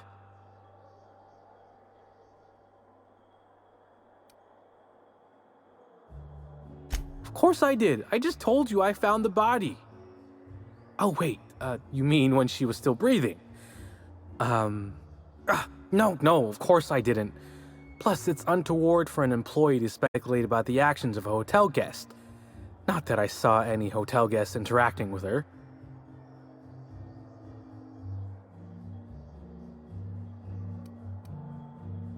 Honestly, you're more than a little right. I've been burning at the britches to share my theories. Day of her death, I saw Helen leave the hotel premises with the profit of profitability, and didn't see her come back. A little on the suspicious side, I think. Seemed especially strange, seeing how, as far as I was aware, the two didn't get on.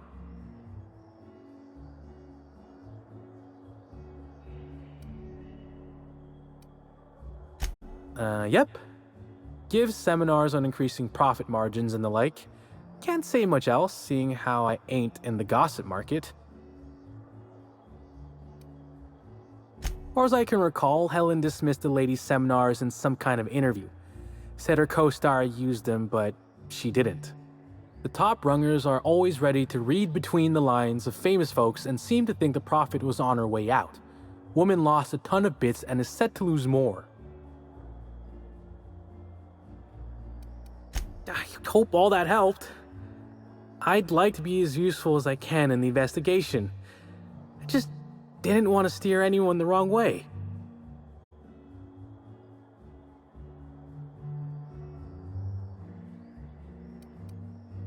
Everyone's got theories. I don't reckon mine hold much more weight than anyone else's.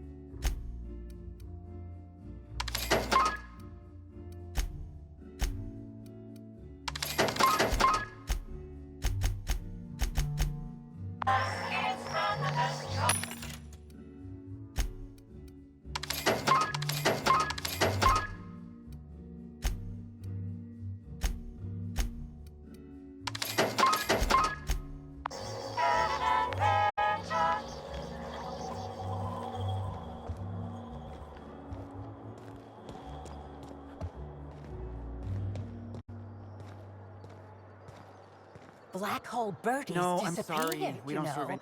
The I see poor the fellow must adjutant be said I inconsolable. was nearly attacked by it. I was nearly... You know... I was nearly attacked by it. Rizzo's cares about the happiness of its family. I could never work for Slug. They're not recognized by the board. Oh, thank the law. Inspector, you don't know how relieved I am to see you.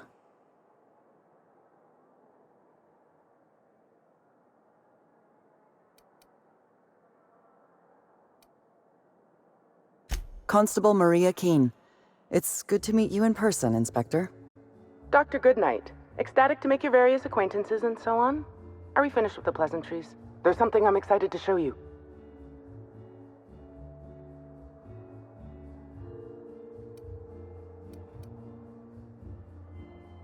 An extraordinary contraption. You'll love it. Our coroner has developed a device which may prove useful in your investigation.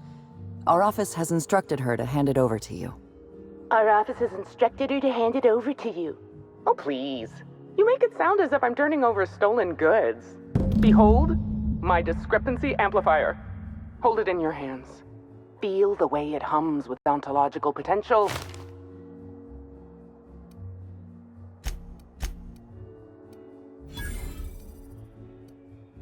I'm so glad you asked. Allow me to explain. The discrepancy amplifier uses a deterministic model of our universe to detect the discrepancy between what should be and what actually is. Then it renders any discrepancies visible by using the power of magnification.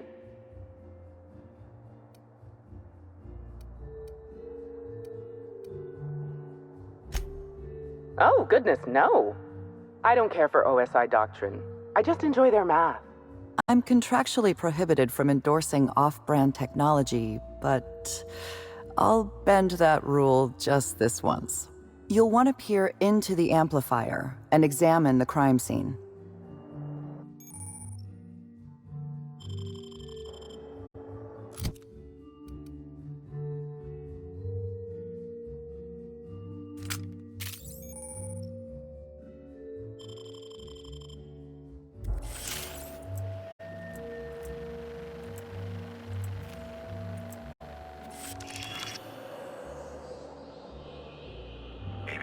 Timeline discrepancy detected nearby.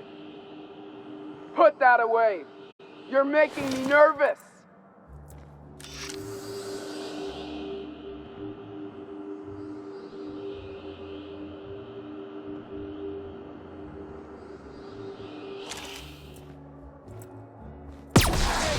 Stop!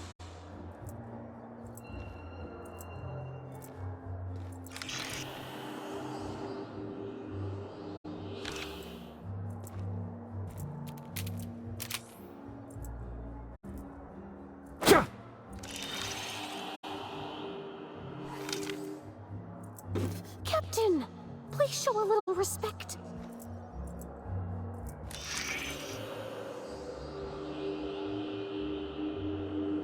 The discrepancy amplifier is now operational. Greetings, designated inspector and/or unauthorized larcenist. This unit has detected a discrepancy related to Halcyon Helen. Unscheduled expiration of. Begin amplification.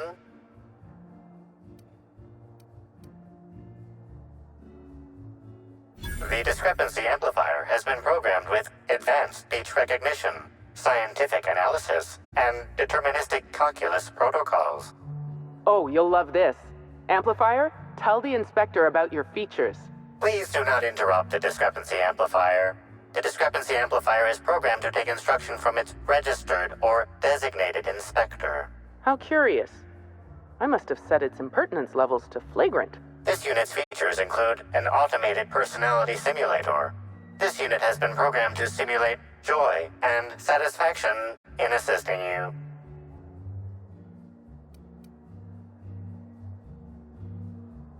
This This footprint stands out from the normally spotless floor of the grand ballroom. Typically, the ballroom is cleaned twice daily, which means this must have been made by either Helen or her assailant or assailants.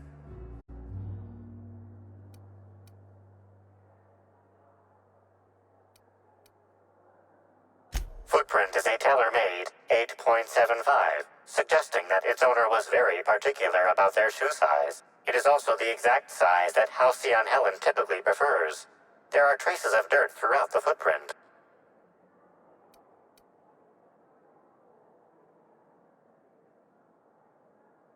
The dirt carries traces of fertilizer, as well as the faint signs of crushed purpleberries and grass.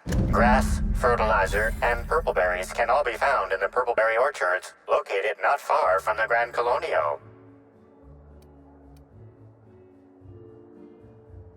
This deduction appears sound. Good work, Inspector. I had a feeling we'd make some progress once we brought you onto the case. You'll need Administrator Ludovico to grant you access to the orchards. Contact him through the secure access terminal in your penthouse suite. Check in with the concierge. Your room should be ready by now. If it isn't, I may have to go shake someone by the collar.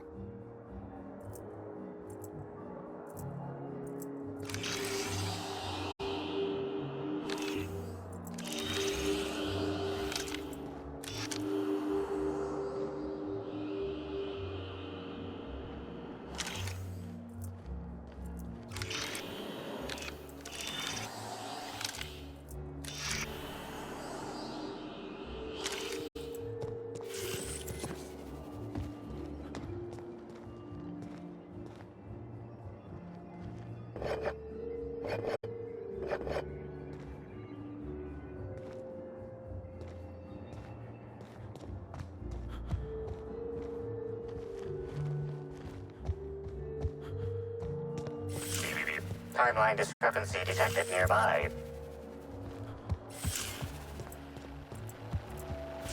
I knew I should have gotten her autograph when I had the chance. Why is everybody staring? Didn't nobody teach them to respect the dead? Oh gosh, is that Miss Helen? Can we see? If you haven't... The Grand Colonial Front Desk warmly welcomes you, Inspector. It's a pleasure to see you again. How may I be of assistance to you, Inspector? Ah, yes. We are most pleased to offer you our grandest of grand accommodations, Inspector. The penthouse suite on our topmost floor is now available for you. The last guest left her belongings behind when she vacated unexpectedly, so we needed a little time to tidy the suite up for you. Simply call the elevator in the lobby and our highly skilled operator will deliver you to your private floor with efficiency and cheer.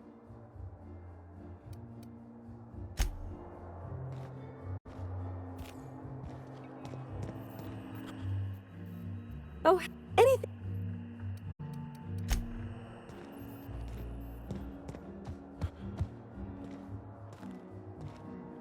We should try to solve the puzzle hedges in the orchards. Finally checked in, I see. I hope you're fond of the penthouse. It's pretty much the best seat in the whole hotel. You shouldn't want for any amenity you might find elsewhere. Should act as a better headquarters for the investigation than any space dust-covered ship. That and you ain't got room service on a ship. You ever need anything, come find me. Even if you don't, you can still swing by. I'm always happy to chat. Oh, of course. That is, maybe not on a personal level, but I'm one of her biggest fans. Even started an association of like-minded individuals. I'd lament not having anything to meet about anymore, but the newer tribe just ain't done it for us. Still, there goes my hopes of a Terran Monarch reunion episode.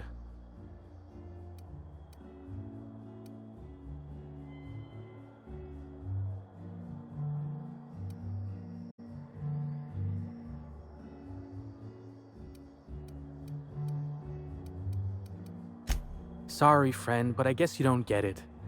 Helen was special, had a certain quality about her, like she would really go out and fight injustice. You look at Woolrich and no disrespect to the man, but you just don't get the same feeling. He reminds me more of a vacuum suit without nobody in it. Don't tell him I said that. Now, what can I lend a hand with?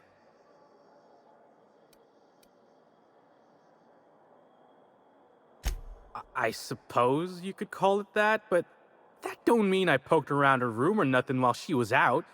That'd be a huge breach of hotel policy. Besides, knowing Helen's athletic acumen, anyone who tried probably would have been found, beaten senseless, then hurled into the hallway, followed by the contents of a garbage bin. Probably, that is, it'd probably happen, but it didn't. I'm just theorizing. Notice my battle-hardened physique, have you? Used to be in a mighty mean line of work. Been shot at 35 times. That is, I've been near people who were shot at 35 times. But to be honest, I never really enjoyed it, you know? It's one thing to tightrope walk between life and death every day, but for just a handful of bits? Nah. When this position came up, I jumped on it and made a lateral move from sublight to slug. I ain't ever looked back.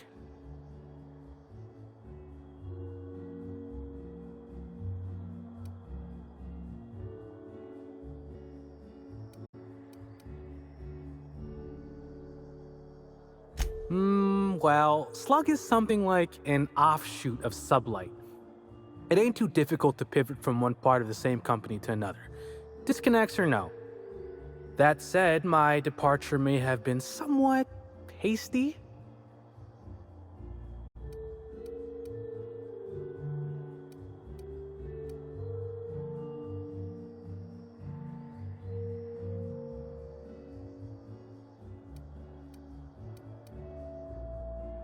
Well, it was, technically. Basically, I singled out a ship to salvage that I thought had been out for use for years. As it turns out, it belonged to a wealthy Byzantine who used it only to vacation. As it so happened, I still don't think she tried to use it, too satisfied with the luxuries of Byzantium. Still, I figured it was a good time to turn tail, in case that ever changed. Stories. Huh. Actually, I think I got a couple now that you mention it. Had a basket case visit from Fallbrook once. Almost took a swing at me when I tried to take his bag. Turned out to be full of live sprats. We charged him extra. There.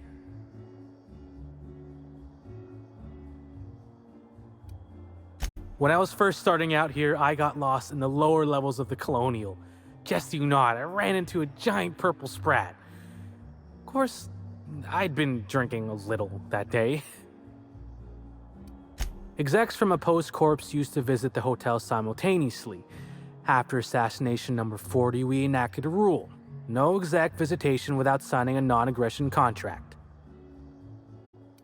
There used to be a whole toss ball court on one of the planetoids, but they ripped it out.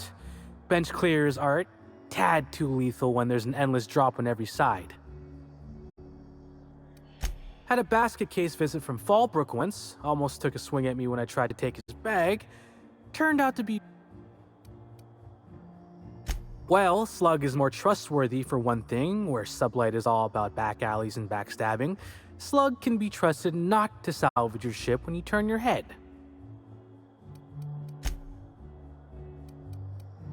Please do.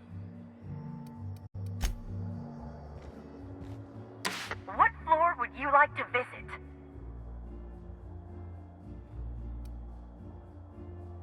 Oh, so sorry. What authorized floor can I bring you to? Oh, so sorry. Oh, so sorry. Oh. Next up, the finest seat in the house.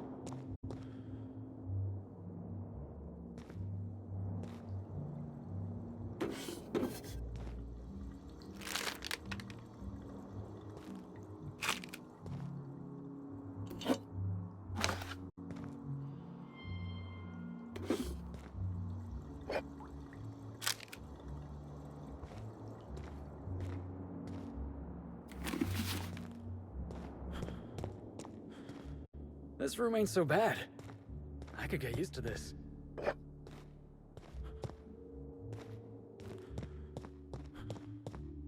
There is such a thing as too clean. We gotta break open a few bottles and have some fun. Make a mess. Live a little. Do you think it's strange that I kinda miss Ada? Did you know the smoke from high society cigarettes is 10.07% more likely to leave odor and discoloration in fabrics?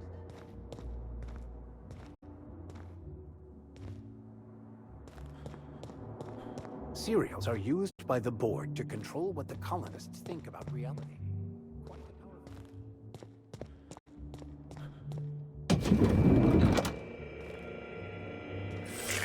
Timeline discrepancy detected nearby.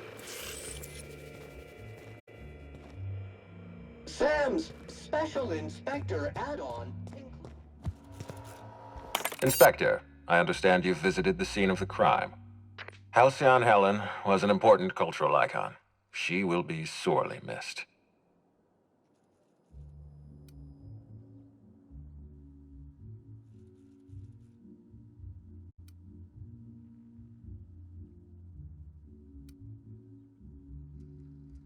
I will be plain with you. I'd prefer not having to hire you at all. This matter should be resolved by Rizzo's security, but, said Constable Keene encouraged us to hire a third-party freelancer.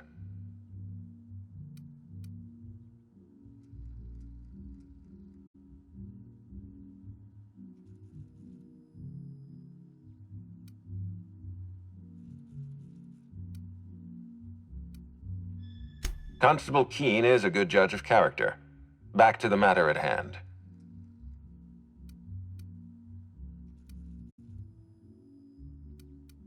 Your discretion is appreciated. I admit, I'm beginning to feel more confident in this arrangement. Here, I'm granting you access through the gates to the orchards. You're officially authorized to see this investigation through to the end. There is one caveat. Cedric's being rather intransigent about letting you into the spaceport. Possibly he's trying to hide something. Possibly he wants to annoy me. Possibly both.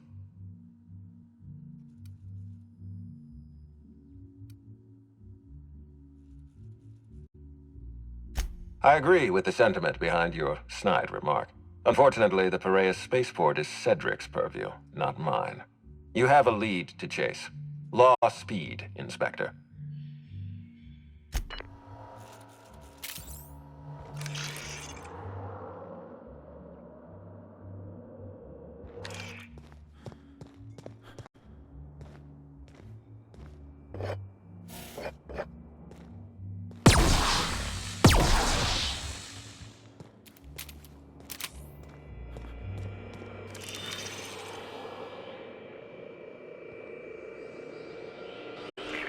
Timeline discrepancy detected near. The imprint left inside this suitcase matches the silhouette of Halcyon Helen's iconic handgun, the Needler.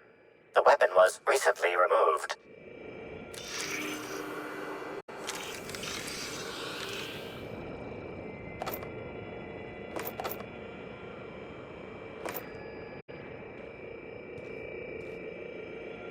Helen, where did we go wrong? Oh, Lo, I'm so sorry. That didn't mean for...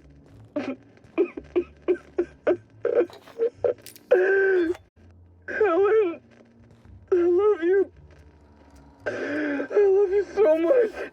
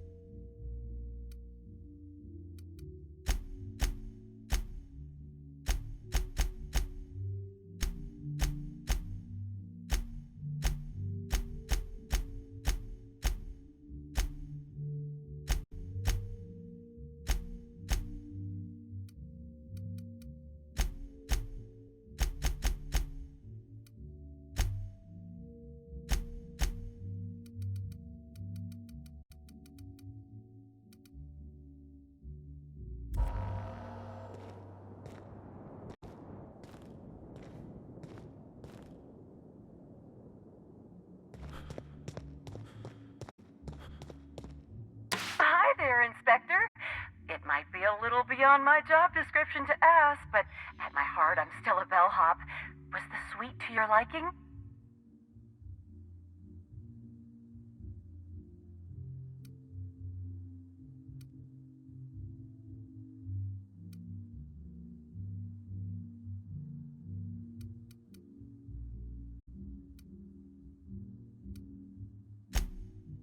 Good. I'm glad. Now, I'd love to bring you to a floor of your choosing.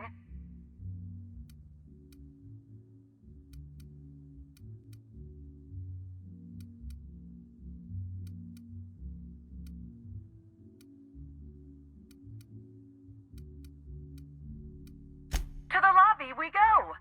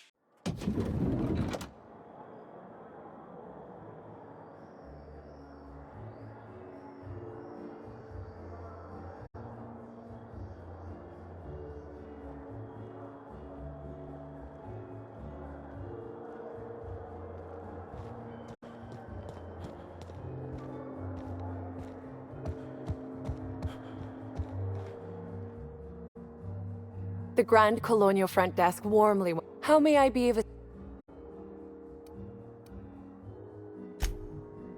Oh my. Well, that is certainly odd and alarmingly unacceptable. Allow me to check the service records. Ah, yes. Not to worry, Inspector. It was indeed cleaned for you. Except for the evidence, which is all of Helen's stuff.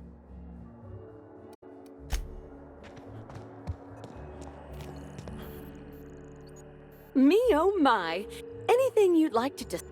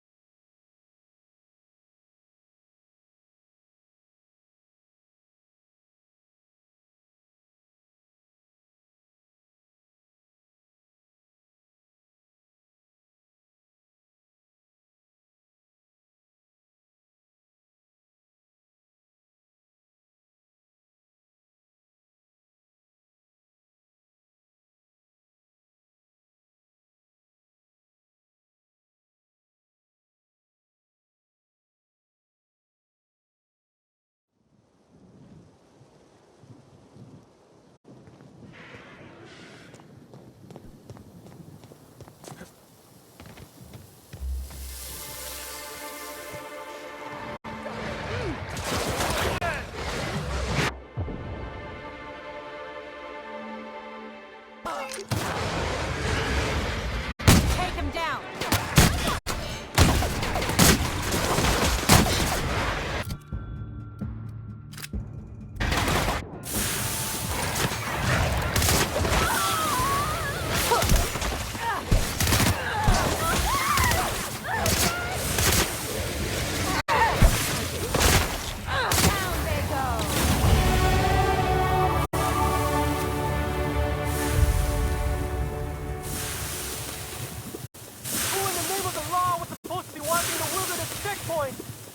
This place is more exciting than I thought.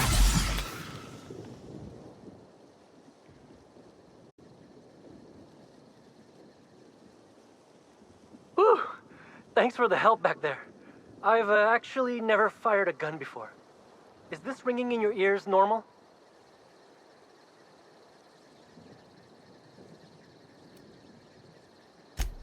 That's more than a little disconcerting, since I maxed out my medical allotment this month. That's what I call my booze fund. Still, I had to be alive to be able to go deaf later. I'm not sure if I actually hit any shots. If you hadn't intervened, it could have been bleak.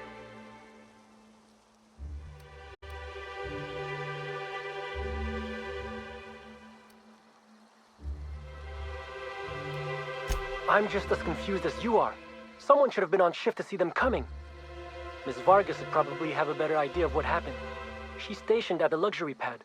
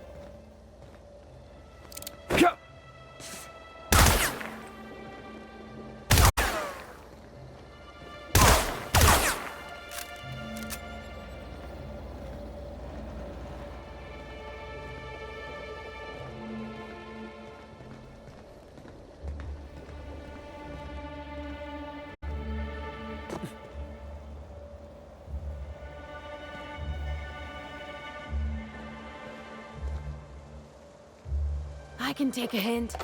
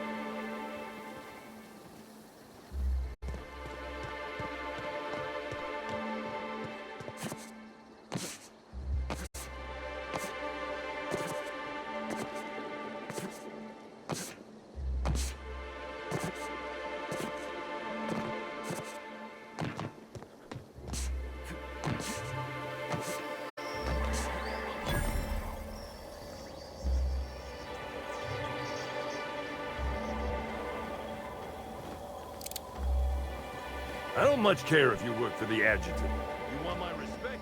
You show respect to Mr. Kincaid.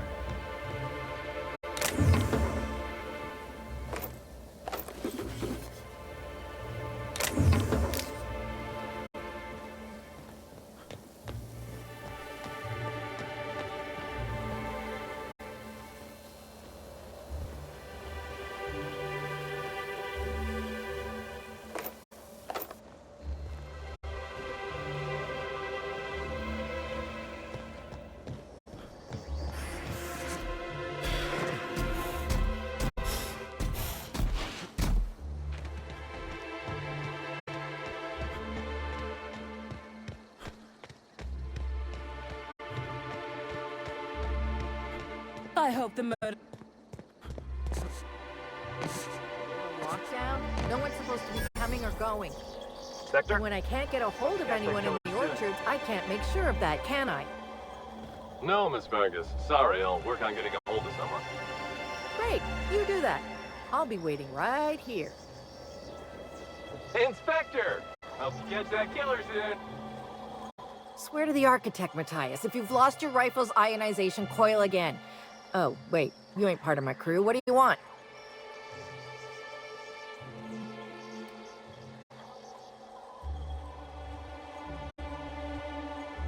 Tightly wound? Tightly wound? Damn right, I'm fine. I'm going to my calm place, where there's peace and quiet, and none of my sprat fucking subordinates can bother me. On behalf of Slug, I'd like to apologize for that outburst, as well as all of my future outbursts. Yes, I'm a little wound up. You would be too. Between the landing pad, lockdowns, gate closures, and constant questions from angry guests, I've got a lot on my plate. And if that don't beat all, one of my crew is AWOL.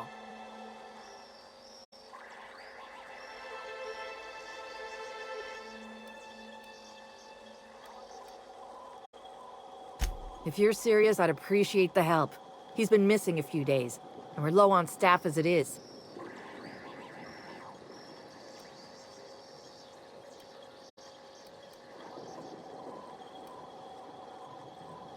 It's not exactly uncommon for Slug agents to go on the odd bender.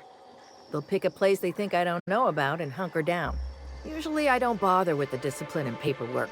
Gotta pick your battles. Thing is, they usually resurface within 24 hours, or at least yell for medical help. This guy, not a peep. The missing crew member's Evan O'Connell.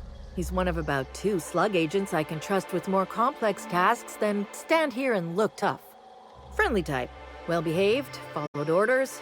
Anyone else, I'd think they got drunk and fell asleep in a ditch somewhere, but O'Connell's not really the type. He was last stationed at the Wilderness Checkpoint. I'd search there first.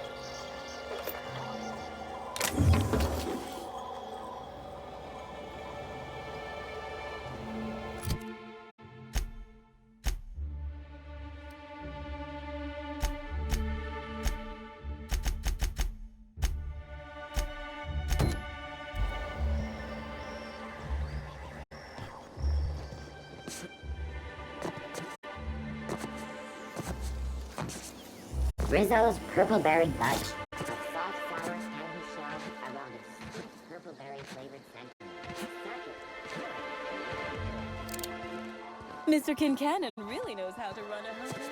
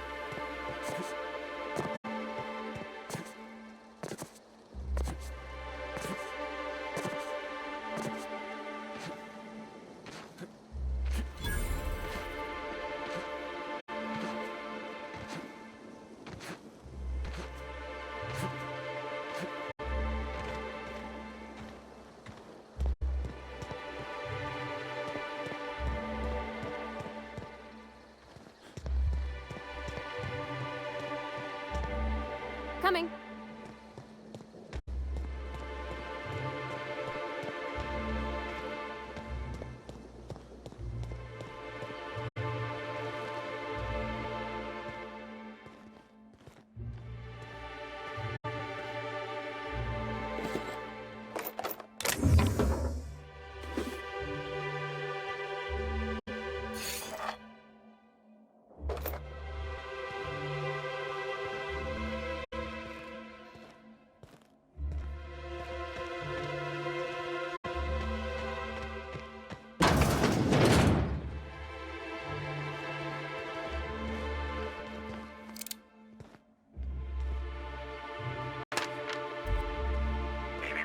Timeline discrepancy detected nearby.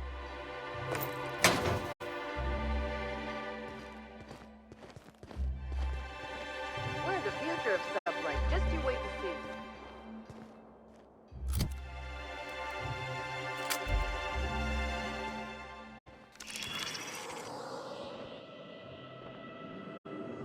Analysis concludes. The losing player used an overly cautious strategy that led to an insurmountable deficit in points.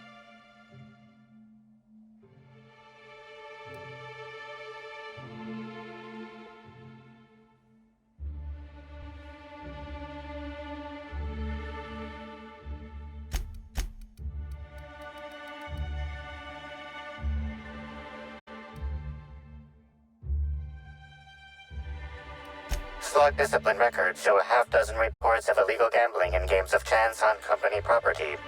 Perhaps there's evidence of an ante for this game?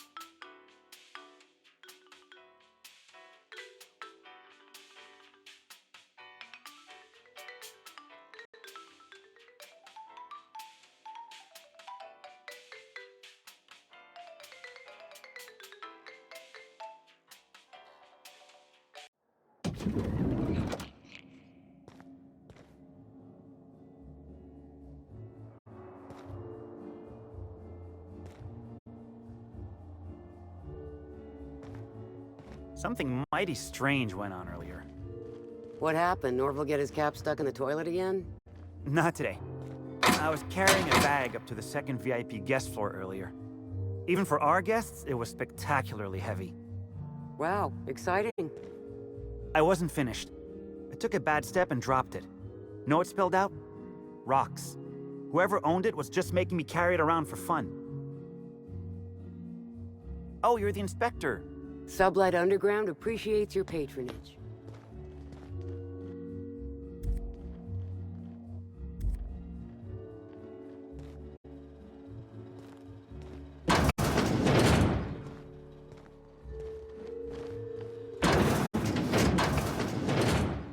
No problem. I'll head over.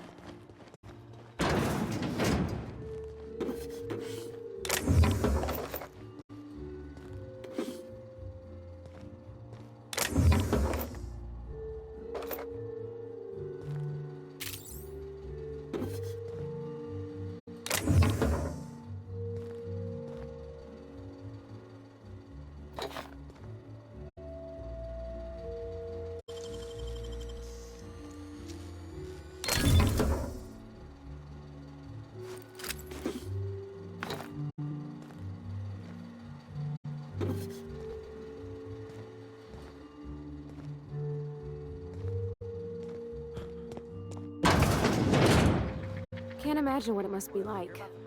Living down here like sprats on a wall.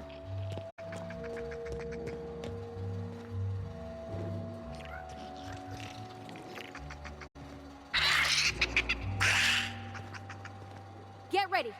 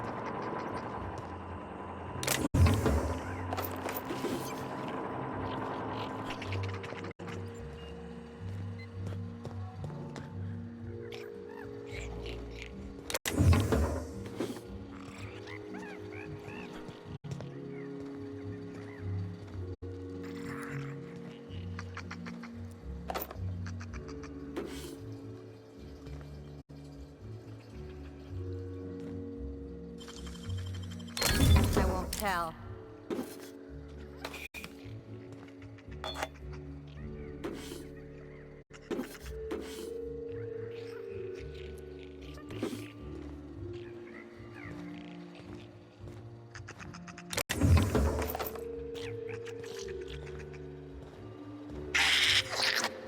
Take your best shot, asshole.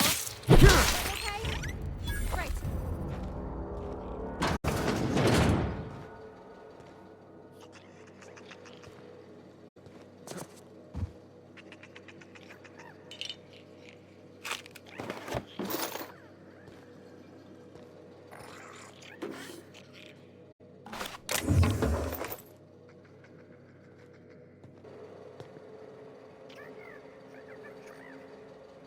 Make him regret it.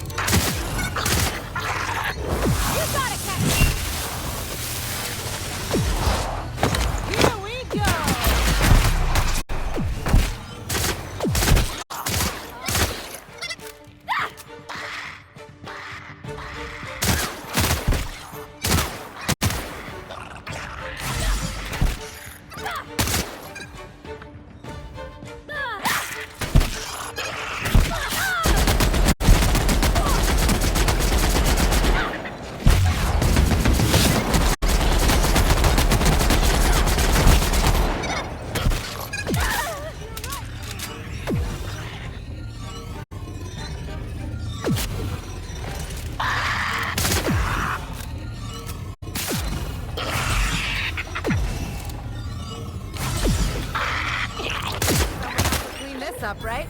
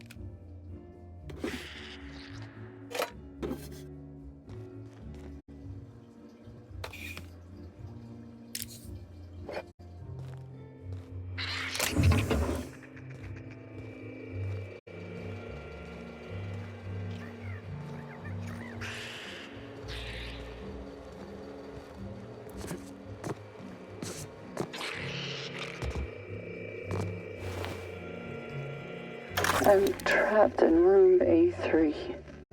Please, someone come and help me. I'm feeling weak. Please just open the door. And I'm not sure how much longer I'll make it. The door is stuck. And I know I need to write a service request, but I can't get it under the door. Is anyone there?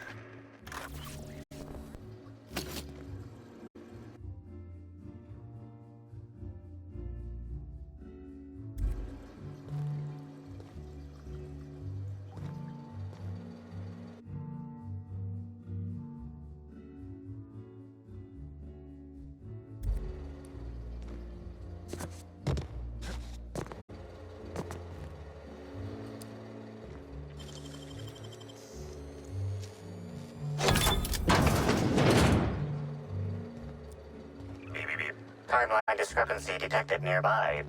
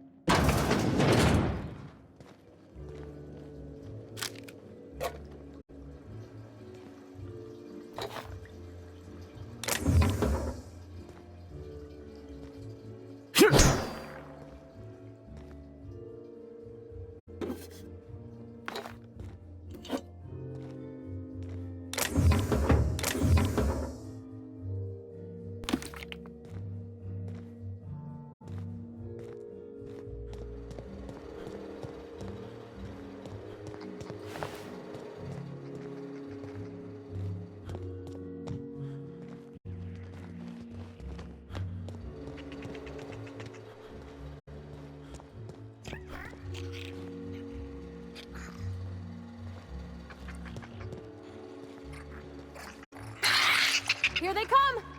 Left, Captain!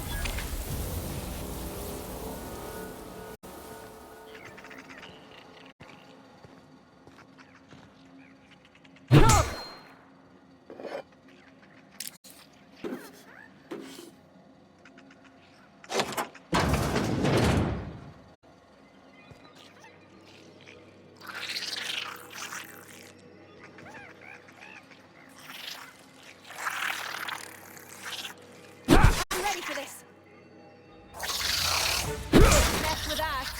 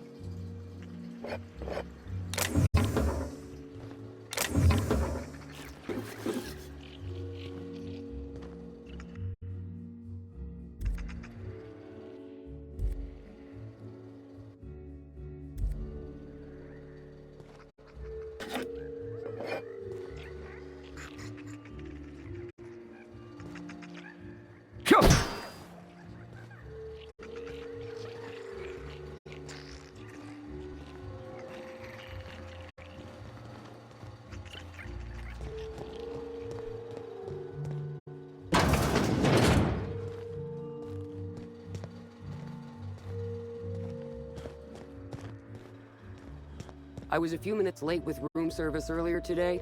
Guessed I was trying to... Get anything good for lunch? Beef free nut butter. Ugh, what the? Oh my law! There's a mosquito in my sandwich. Whoa, are you alright? You get stung? Nah, I noticed it before I bit into it. It's dead, thankfully. Still though, that was... Why are you looking at me like that? I mean, are you gonna eat the mosquito or not? If not, I mean, I finished my spread. Just saying. Oh. No, I'm sorry. We don't serve any drinks with those tiny umbrellas. Wow! I haven't felt this great in ages. I wonder what happened.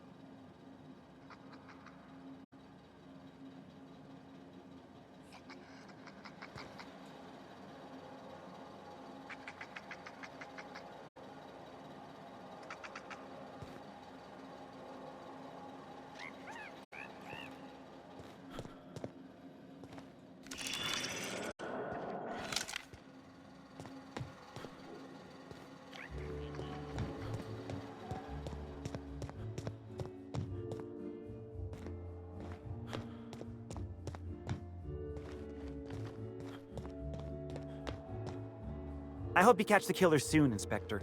I don't want to see the Grand Colonial shut down.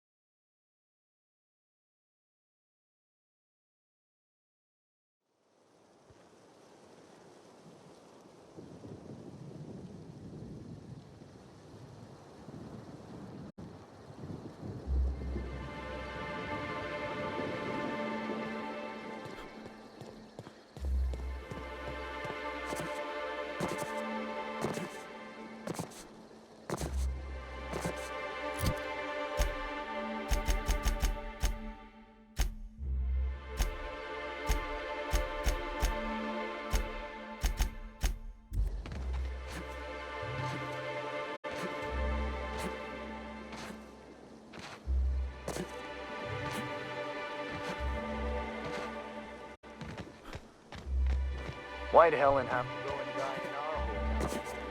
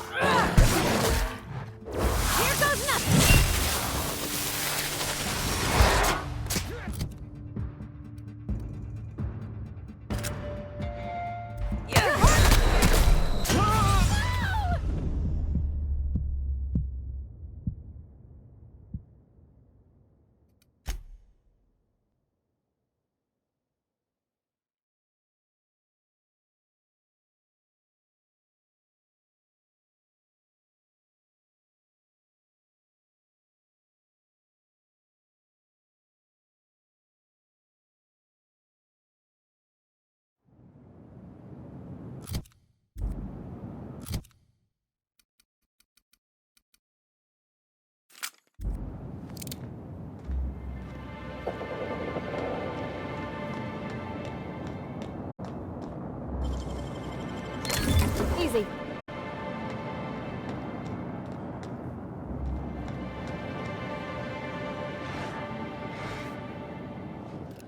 Ready for this. Nice, Captain!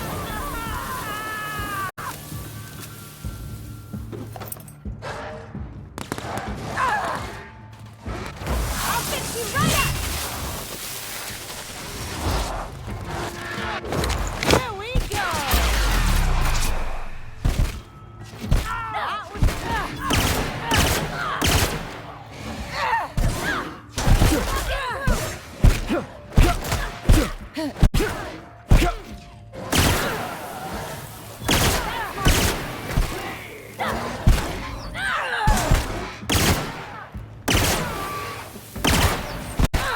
That's the last of them.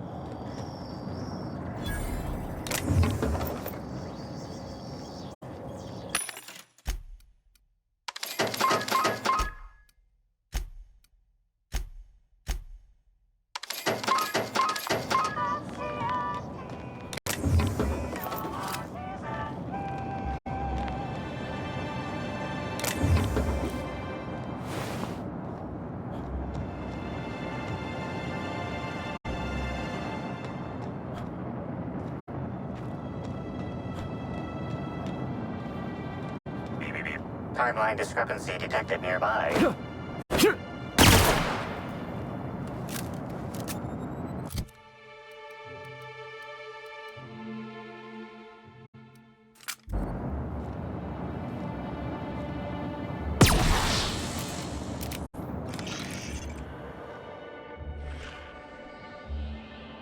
The Darbunga security guard identifies him as a member of the Rizzo's Corporation. His rank would have been that of Jawbreaker or higher. This security guard has experienced premature expiration. Evidence strongly suggests a conflict with Marauders.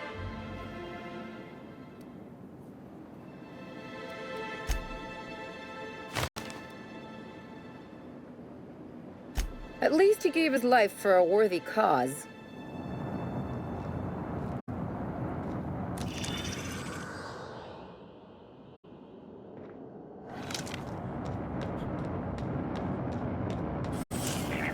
Timeline discrepancy detected nearby.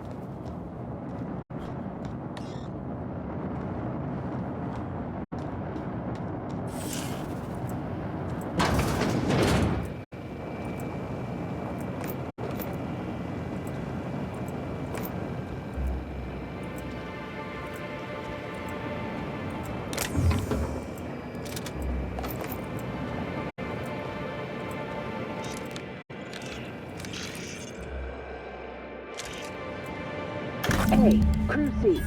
It's Amelia. Evan must have gotten into the Spectrum in these crates. Listen to this. Come out! Come out to play! Law, he's having a grand old time. I'm gonna take him to A2 under the hotel so he can sleep it off. I'll meet you back at the orchard straight after. See you soon. Evan, come on, you slackwit.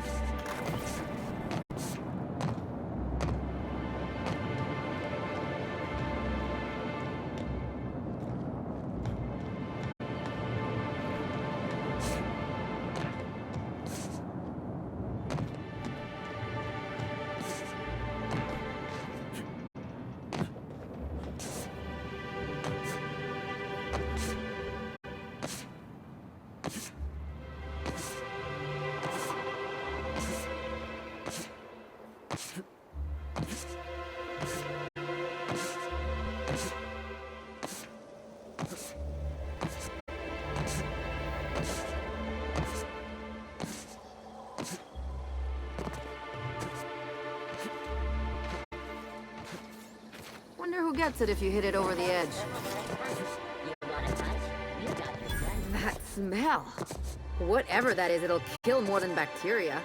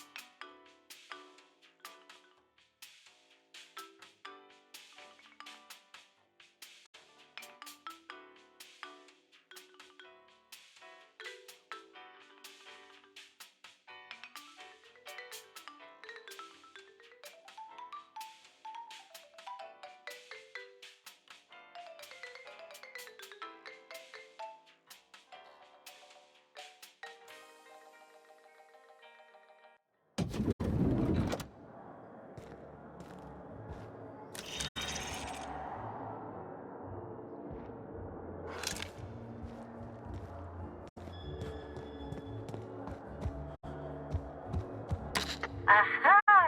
Oh. Oh, so what up? Oh. Oh.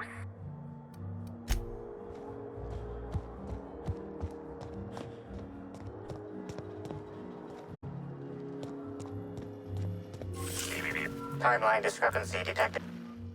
Terribly sorry, but I can't chat just now. Someone on the second VIP level just ordered 15 canid meat pies, and if I don't get to it now, it'll be my head.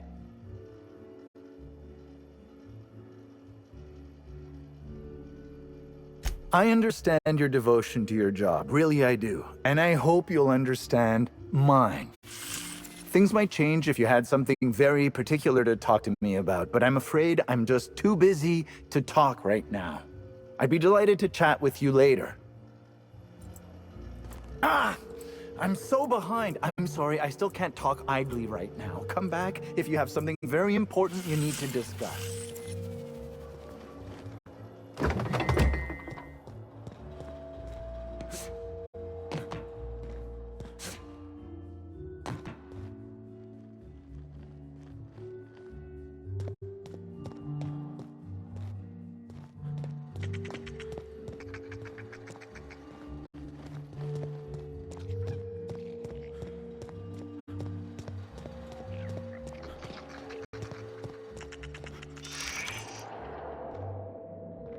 Inspector, I've detected a structural anomaly within a 0.8 meter radius of this locked door.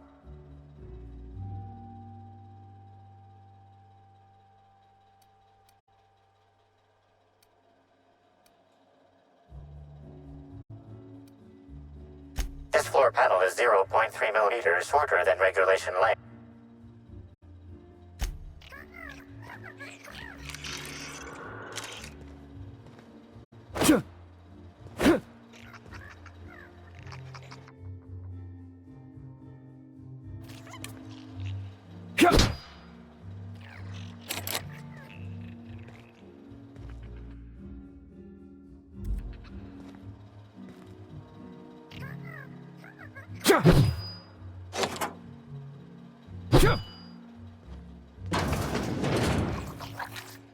Here they come! Nice one! That was a good warm-up. Timeline discrepancy detected nearby.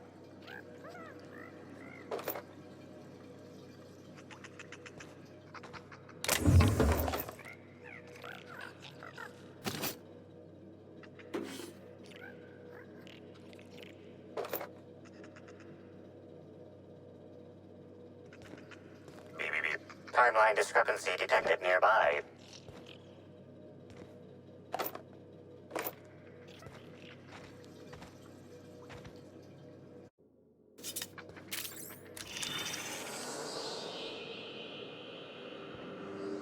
Analysis confirms this is Evan O'Connell.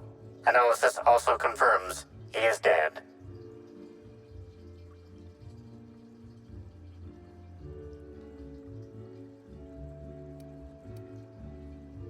Per additional study of this body's skeletal structure, the cause of death was head trauma. Further analysis indicates Evan's fatal injuries were sustained from blunt force trauma to the back of the skull, and his head collided with the ground.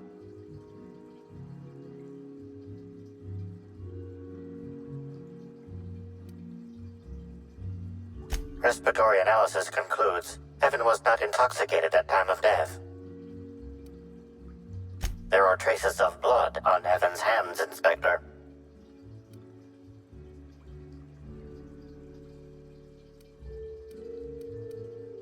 Analysis concludes this blood is human, type A. Medical records indicate Evan O'Connell's blood is type O.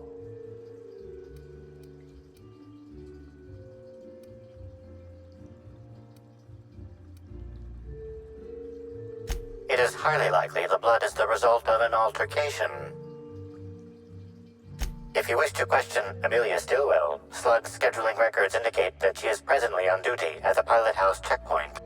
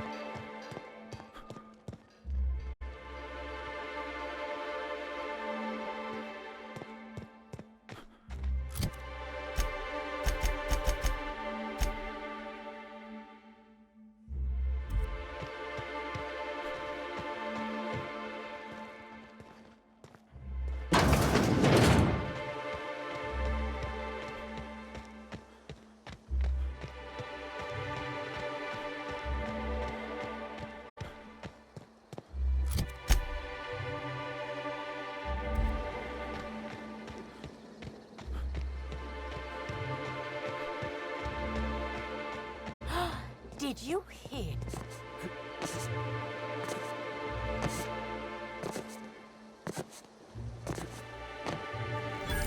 I don't much care if you work for the action. You want my respect? You show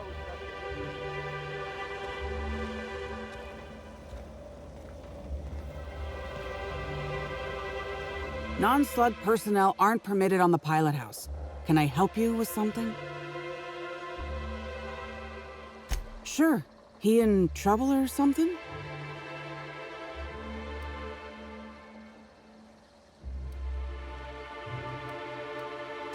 You're kidding!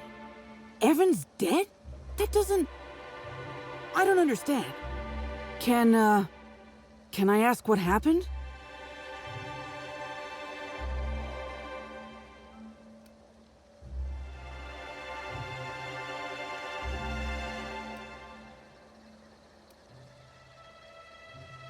Because he got drunk on the job. He was supposed to haul crates with me, but he was sauced. So I took him to the hotel to sleep it off. Left him on one of the beds in A2. He seemed fine.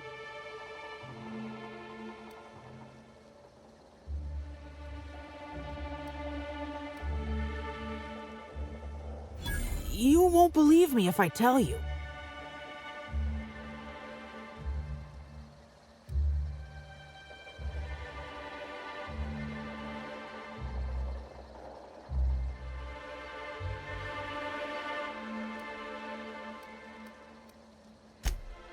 You what?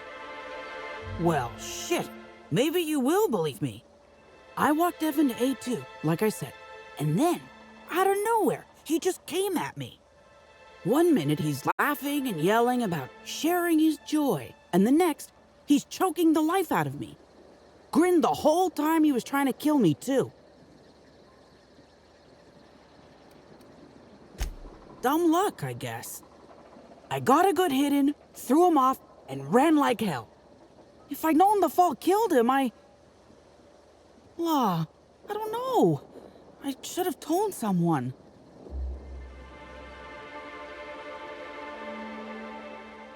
What do you want to know?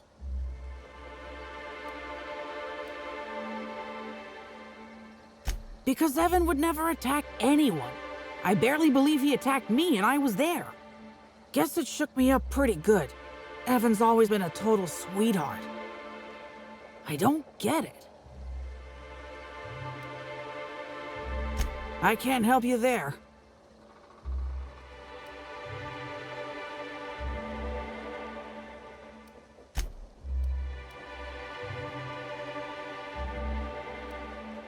Have you been to Purpleberry Orchards, Inspector? Awfully nice out there. You should visit.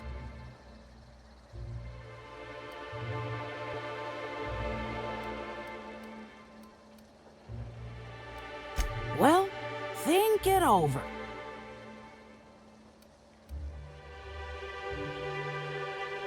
Law, this is making less and less sense.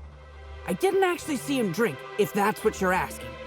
Just seemed like the logical explanation, considering how weird he was acting. Real energetic, but also totally out of it. He was grinning like a fool the whole time, even when he attacked me.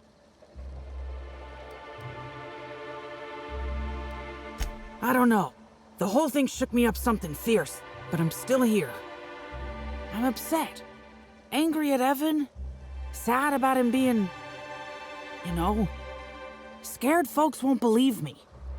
I'm not much for math, so I couldn't tell you how that averages out. But thanks for asking. So, what happens now, Inspector?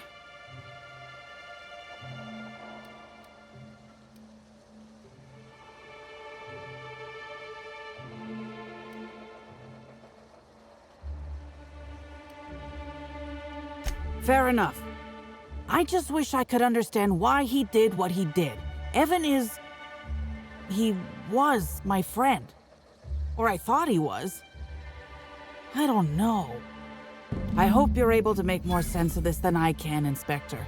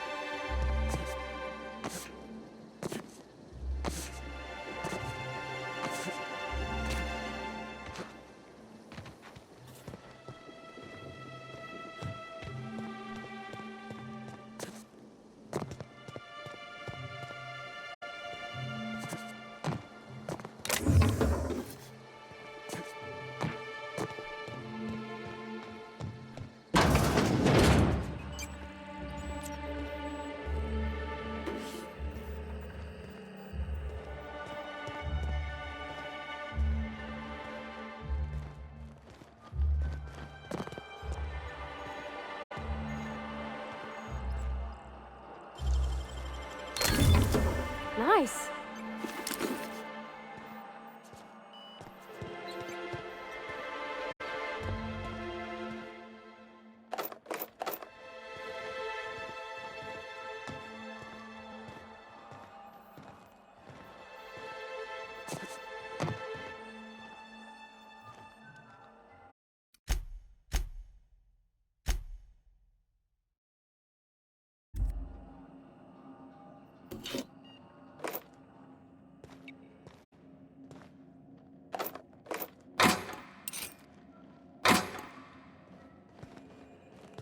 I can take a hint.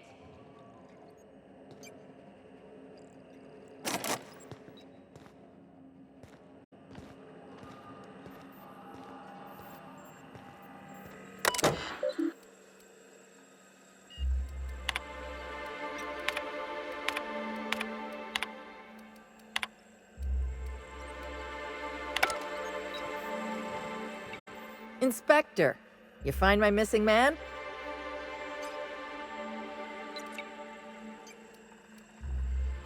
Nah, I only manage operations around the hotel. Cedric does most of the maneuvering for Eridanos proper. I don't envy him. The only thing worse than babysitting a couple of hot-headed, overgrown children would be babysitting the entire lot of them.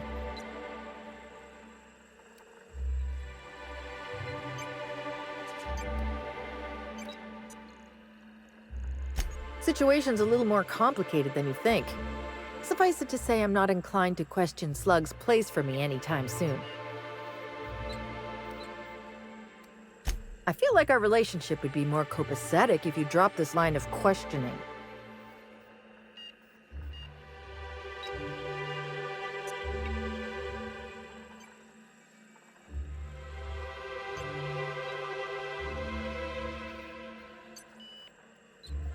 Oh, good. And here I was thinking that today was going along too smoothly.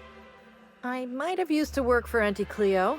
Might have been security manager of a small pharmaceutical lab. After workplace spat number 175, I decided to defect. Defection isn't taken lightly. Can't go back, so now I'm Slug for life. Shit. That's fucking inconvenient. What happened?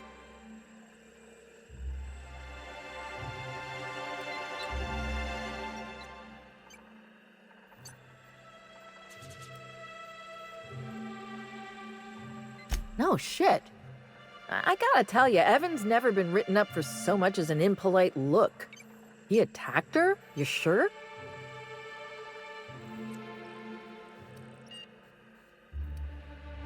Damn. Okay.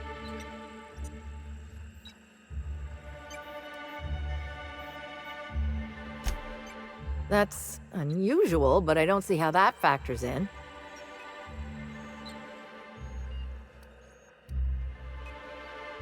Good for you. That's a nice go-getter attitude you got there. I hope you do figure it out, but my involvement ends here. I gotta figure out who the fuck's replacing Evan. We're short-staffed as it is. A new day, a new pain in my ass.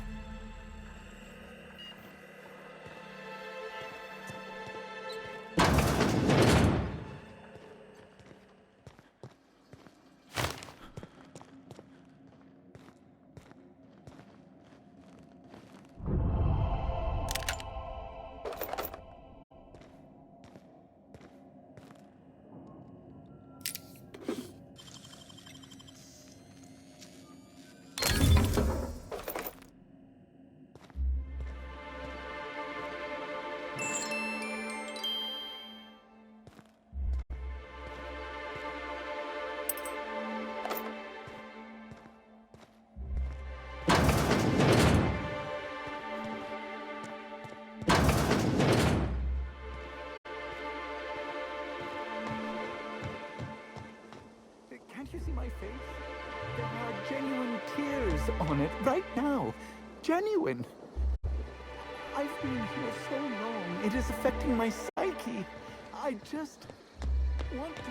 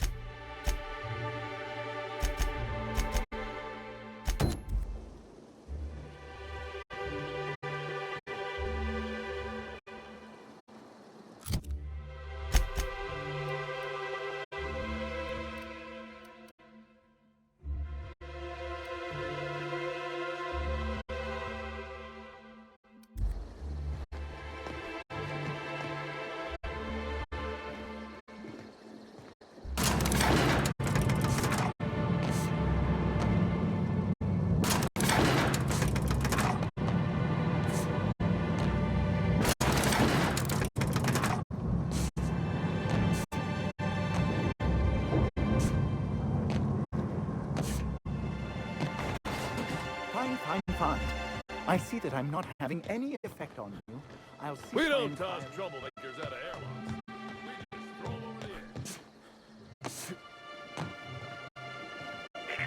Timeline discrepancy detected nearby.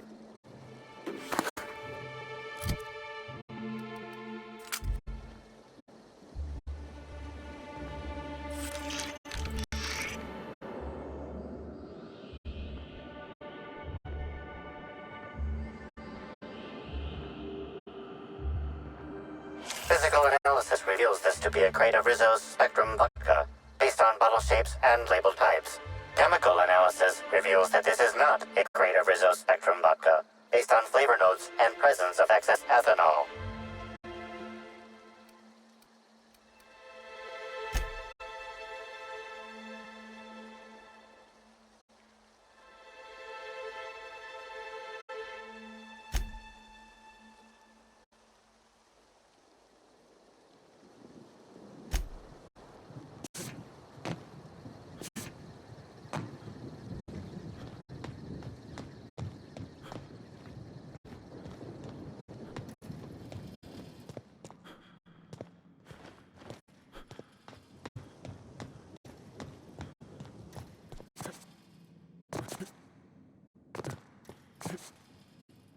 Hope you've been enjoying your stay.